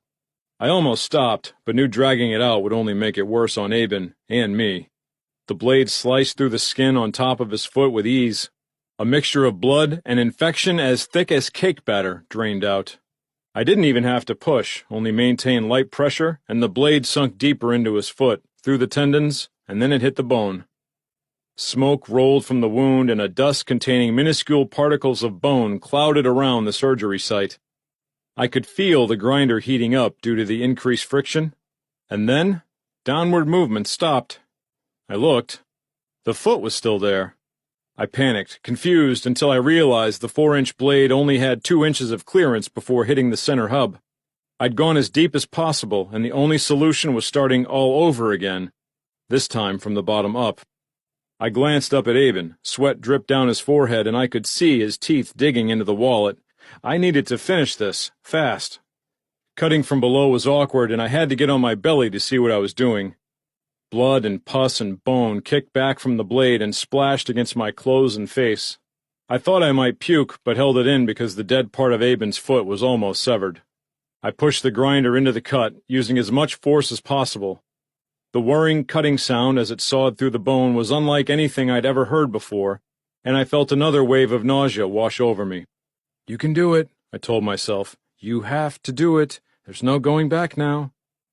One final push, and the frostbitten part of Aben's foot tumbled to the floor. The black toes poked up at the air like some kind of Halloween prop. I dropped the grinder and it kicked and spun before coming to a stop. There was blood and pus everywhere, and more blood gushed out of Aben's wound by the second. I searched the area around me, trying to find the flares, but I'd lost them. I didn't know how it happened, but they were gone. I knew he could die if the wound wasn't cauterized, and it was going to be my fault. Again, another death on my head. I looked upward toward Aben, just as a red glow filled the area around us. He had a flare in hand, and the striker in his mouth. He spit that part free. I got this now. He held the flame toward the surgical site, and the fire cooked the skin. The smell was even worse than the cutting, and that time I did puke. But at least I managed to dash a few yards to the side before doing so. When I returned, Aben was examining his new half-foot. He turned toward me. Not too bad for your first time. The end of his foot was charred black, but it had stopped bleeding, and somehow it looked better than before. Why'd you take the flares? I asked. I suspected you might pass out on me and didn't want to bleed to death. But I didn't. You did not, and I much appreciate that. So much that I'll overlook the vomiting. I glanced at the pile of puke in the corner. I'll clear that up if you can handle...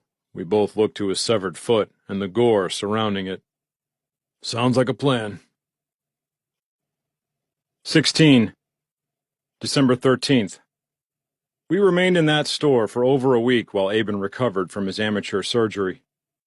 It was slow going, and he hobbled around with crutches most of the time so as not to put weight on the foot and break open the wound. But there were no signs of infection.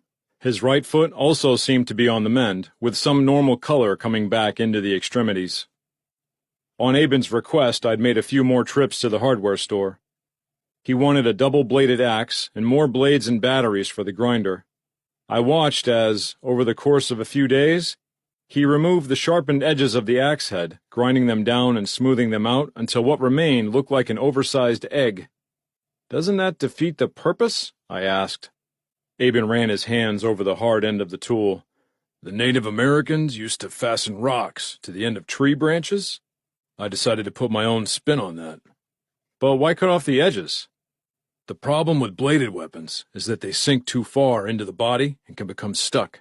In hand-to-hand combat, you might not have time to extract said weapon.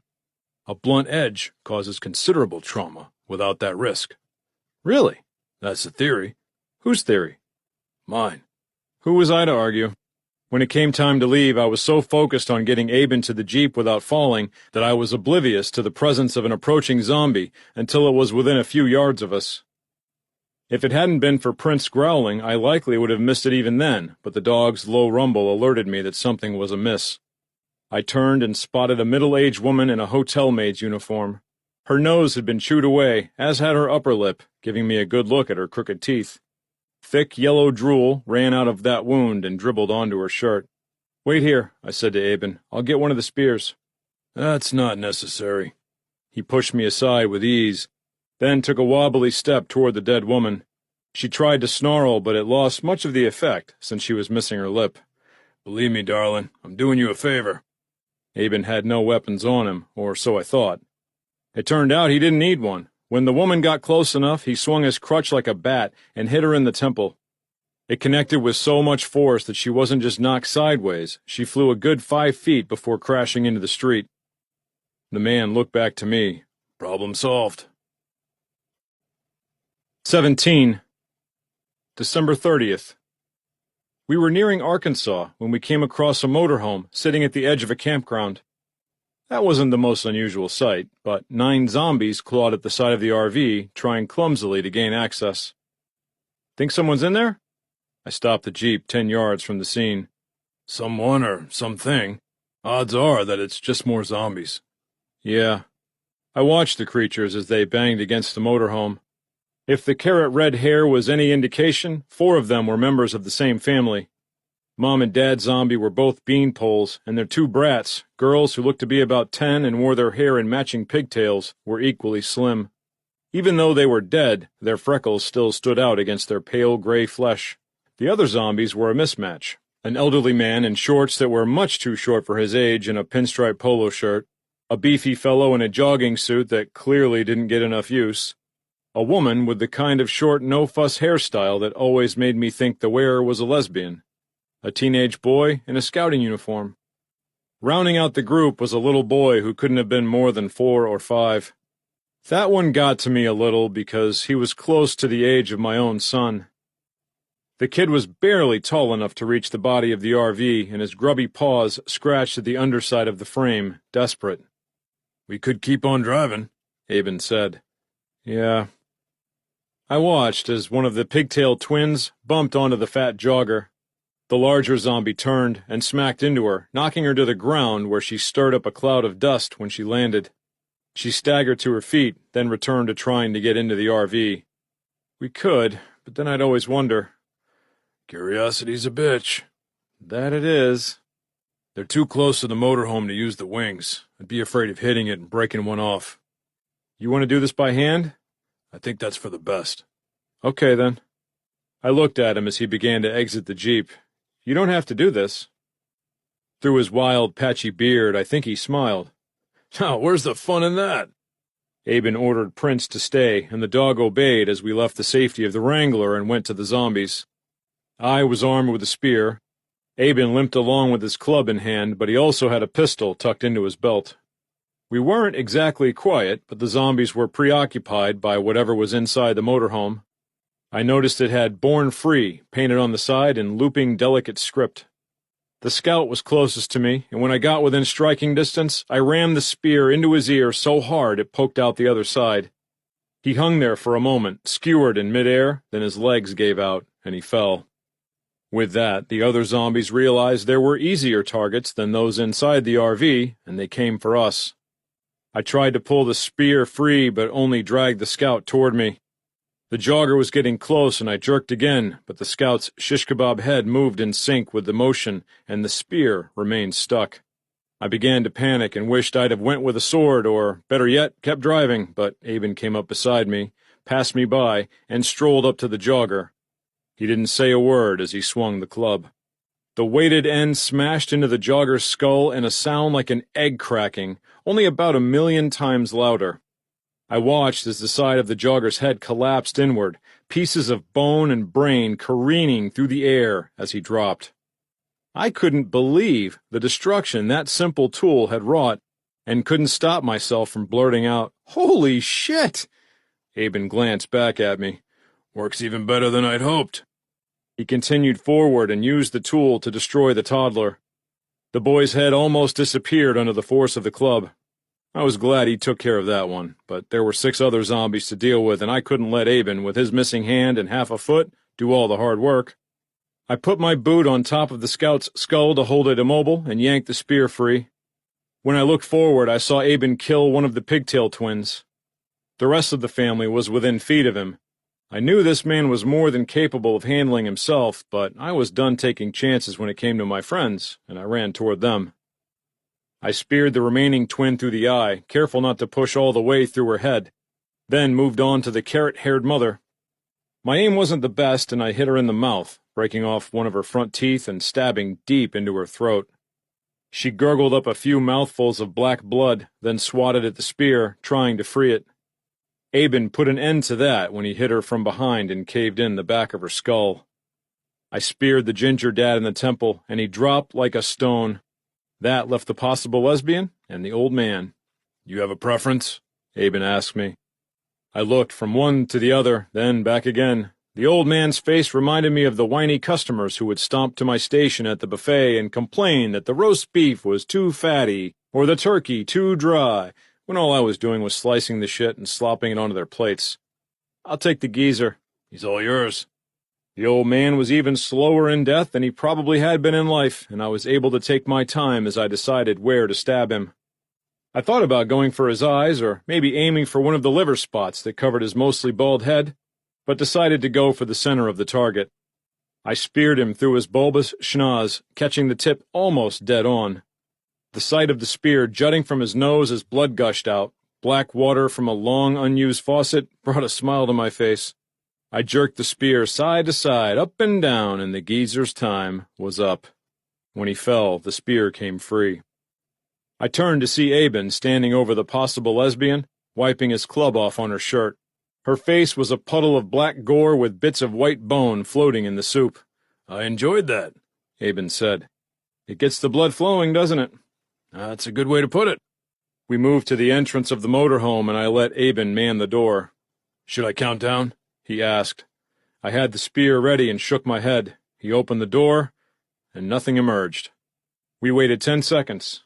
Half a minute. Still, nothing. You think, maybe it's empty after all?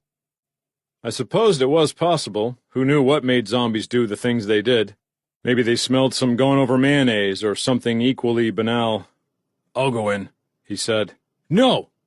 The word came out more forceful, bossier than I'd intended. I half expected him to punch me, but all he did was stand there. All right, then. What's your plan here? I didn't have one. I just didn't want him going in there and possibly dying. I needed to do something, though, or else he might think me crazy. If anyone's in there, come out now. We killed the zombies. It's safe. Aben raised his eyebrows, and I could read his mind. That's the best you got? Put down your weapons, please. The voice came from within the motorhome.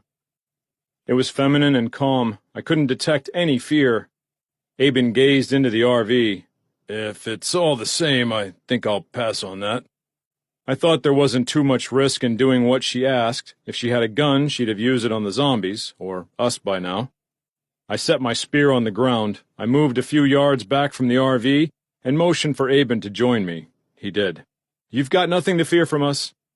We waited, and soon enough a woman appeared at the doorway. I guessed her to be about 50, and she had long black hair with gray streaks running through it. Her face was tanned and hard and emotionless. You boys put on quite a show. We try, I said. She stepped out of the motorhome and came to us. I'm Eloise. And I'm Aurora. I looked past Eloise to see another female, that in her 70s, at the door of the RV. She exited and a third followed. She was younger, somewhere in her 30s, with a plain, broad face, and her name was Iris. Just when I thought the show was over, a man on the downhill side of middle age emerged. He was Owen, and he had a fresh scar that started at his hairline and trickled down his face before ending near his upper lip. Aben and I both watched the RV, expectant, and Eloise gave a soft chuckle. That's the entirety of us. How long have you been stuck in there? Only since last night. We ran out of gas and decided to sleep until morning. Before dawn, we heard them outside, trying to get in. I thought they might lose interest after a while. They're fairly single-minded, Aben said, and when I looked at him, I knew he was remembering his days on the snowy road, pursued by the ceaseless horde. We've got plenty of gas, I said. You're welcome to it. That would be very much appreciated. Aben and I, along with Eloise, Iris, and Owen, went to the Jeep to retrieve cans of gas. Only Aurora remained at the RV, and when I saw her walk, I realized why. Her back was stooped and twisted, and her head had a near-constant wobble. I was in the process of handing Owen a 5-gallon can of fuel when there came a sharp yelp from the direction of the motorhome. We all turned and saw Aurora on the ground, a massive zombie towering over her frail frame. The woman crab-crawled away from it, but her movements were slow and pained. I don't remember making a conscious decision. All I remember was running. I had no weapons in hand. I wasn't even wearing my helmet. I didn't care. I hit him from behind with all the momentum I'd built up on the sprint, and he tumbled headfirst into the RV. I stumbled, hit the ground, but jumped back to my feet. Due to my increased focus on building my strength and stamina, I wasn't even winded. I grabbed a handful of the zombie's greasy blonde hair and slammed his face into one of the RV's wheels. There was a crunch as his nose gave way, and the monster gave a wet growl. I pulled him back and did it again, and again, and again. He'd stopped moving, and I dropped him, his upper body hitting the ground with a thud. Then I turned to Aurora and extended my hand. Are you okay? Too bad for an old lady. She took my hand and I lifted her gently. She gave my hand a hard squeeze. You're my hero, and I don't even know your name. I felt my face get hot and knew I was blushing. I couldn't hold back an embarrassed smile. I'm Meade, and I kill the dead. 18. July, 3 years later. After that, I realized that life on the road was too dangerous, that we needed to make a home we could secure and defend. We eventually found a small town named Brimley in northern Arkansas, which had 2 roads, one leading into it and one leading out of it. The town contained only 20 or so zombies, and they were easy enough to kill. After that, we got to work on making Brimley secure. It turned out that Owen had been the one driving the motorhome, and in life before the zombies, he'd been a heavy equipment operator. When I brought up building a fence, he was the one who suggested lining the town with shipping containers. Over the next 8 months, we secured the necessary machinery and enough metal containers to barricade the town 2 rows high. For coming and going, we turned a container on each end of the town sideways and reinforced the steel doors with extra metal, spikes, and barbed wire should the zombies, or maybe something worse, ever show up. The town was far enough from any major or even minor cities that we didn't have to worry much. Every few days a random zombie would stagger along, but it had no chance of getting into town and was easy to destroy with a well-placed shot from one of our lookout towers. Every few weeks a few of us left the safety of the walls in search of other survivors. We found a few. Not many, but 3 years in and our town had grown from 6 to 18. And we managed to keep all of them alive. Even Aurora, who is now 77 years old. I'm not going to lie, spending most days inside a walled-off compound gets boring.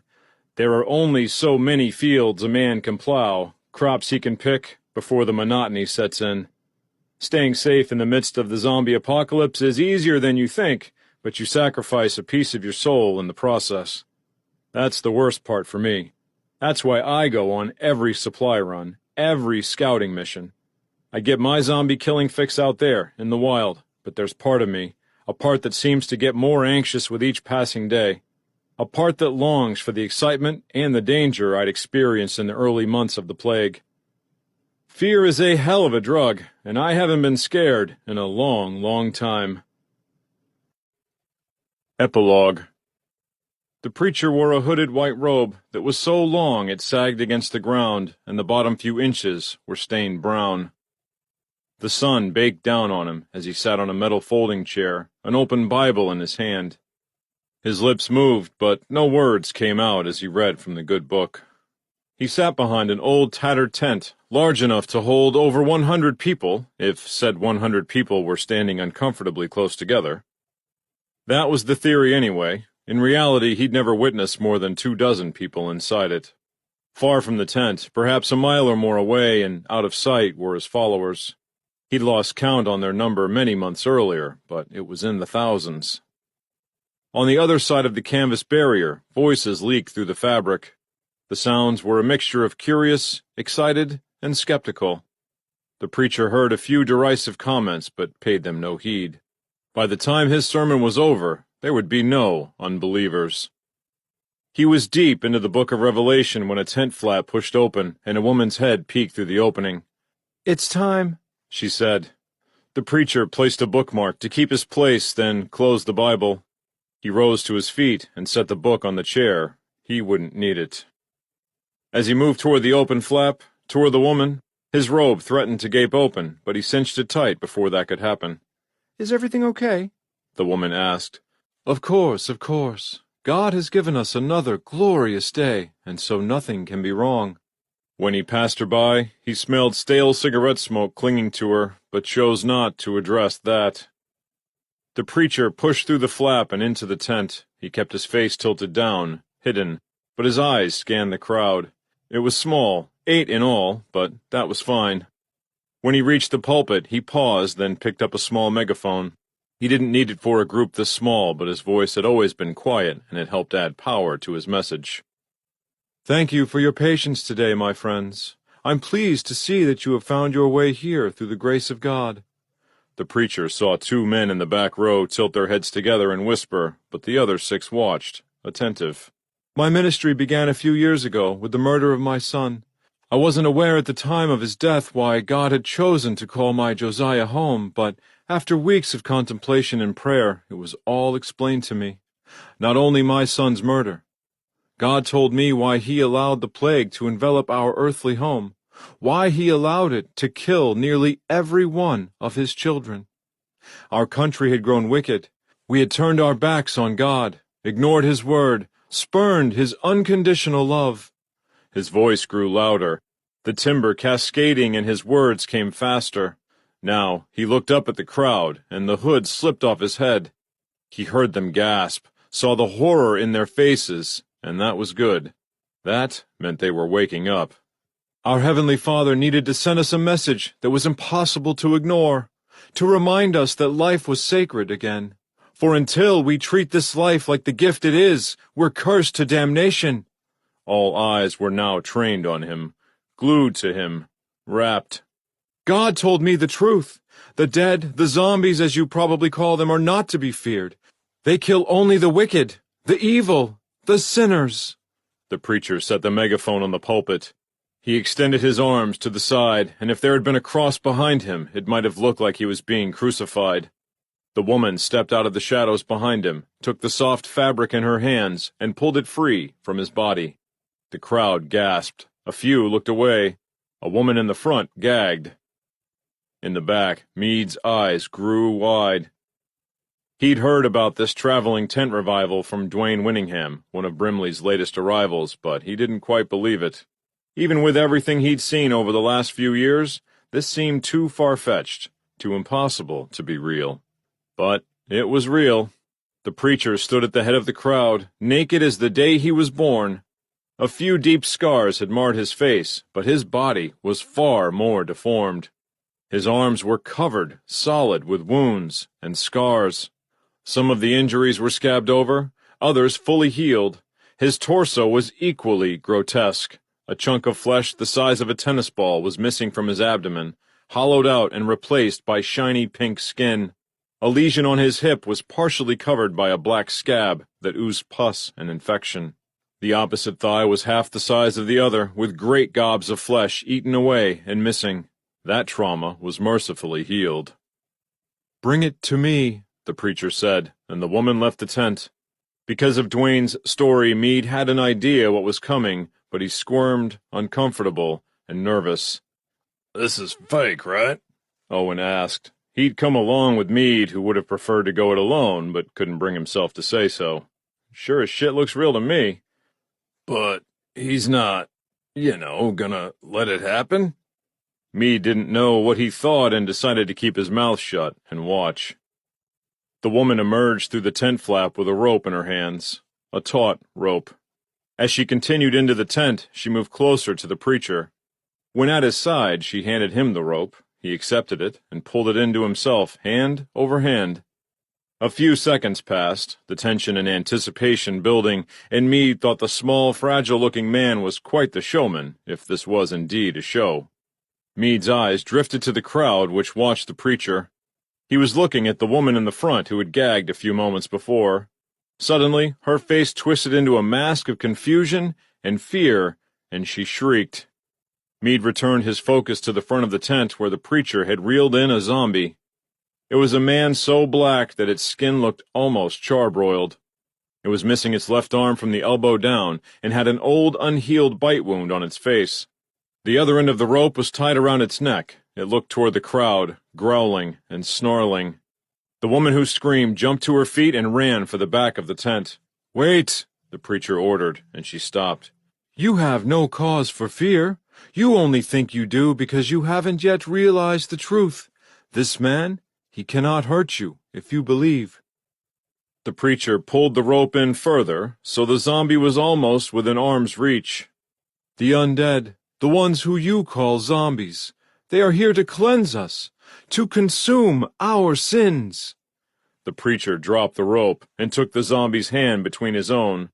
He pulled it toward him, stopping only when their bodies were touching. And then he did something that surprised me even more. He embraced it. Everyone in the crowd had gone silent, mesmerized. The preacher looked into the zombie's face and gave a smile that Meade, even through his skepticism, thought looked sincere. "Show these people," he said to it. "Do with me what you will." He released the zombie, and the creature stared at him, almost curious. Then the zombie reached out with its lone hand and grabbed the preacher by the forearm. It pulled his appendage toward its mouth. The preacher didn't react, didn't resist. He watched, serene, as the zombie bit down on his arm. It chewed off an oversized mouthful, swallowed, then took a second bite, like it was dining on a rack of ribs, and then it stopped. The zombie chewed on the excised flesh and looked up at the preacher, who laid his hand on top of the creature's shoulder. "Thank you for saving me," the preacher said, and then he leaned in and kissed the creature on the cheek. The woman picked up the rope and led the zombie out of the tent, and it went along without any protestations. The preacher returned his focus to the crowd where everyone, even Meade, watched in amazement. "Ladies, gentlemen, as you can see, I am unharmed." Blood ran from his wounds, but he appeared at no risk of turning. "You've seen this miracle up close and in person. Few are so blessed to see God's glory firsthand. Can you say amen?" Most in the crowd responded, "Amen." "And now I don't ask you for a donation. For your possessions, I don't want anything from you." The woman redressed him in the robe, then stood at his side. "I want you to believe because the ones who believe will be saved. The ones who believe will be impervious to danger. The ones who believe will find glory on this earth as well as in heaven." The preacher, whose given name was Grady O'Baker, walked into the crowd. Meade realized they now watched him with something like adulation. "The ones who don't believe will burn in the fires of hell for all of eternity." The woman, Julie Villarreal, came to Grady's side. Together they dropped to their knees, clasped their hands together, and raised them over their heads. "It is up to the believers to save humanity. I cannot do it alone. I need your help, and God needs your faith. So, I ask you, are you ready to believe?" The crowd, including Owen, but not Meade, shouted, "Yes!" "Then pray with me now." Apart from Meade, every man and woman in the tent joined the preacher, going to their knees and bowing their heads. As Grady O'Baker led the others in prayer, Meade realized something. He was scared. More scared than he'd ever been before. The end. This has been I Kill the Dead, a zombie apocalypse thriller, Life of the Dead, Book 4. Written by Tony Urban. Narrated by Matthew Crow. Copyright 2017 by Thomas A. Urban. Production copyright by Thomas A. Urban. Audible hopes you have enjoyed this program.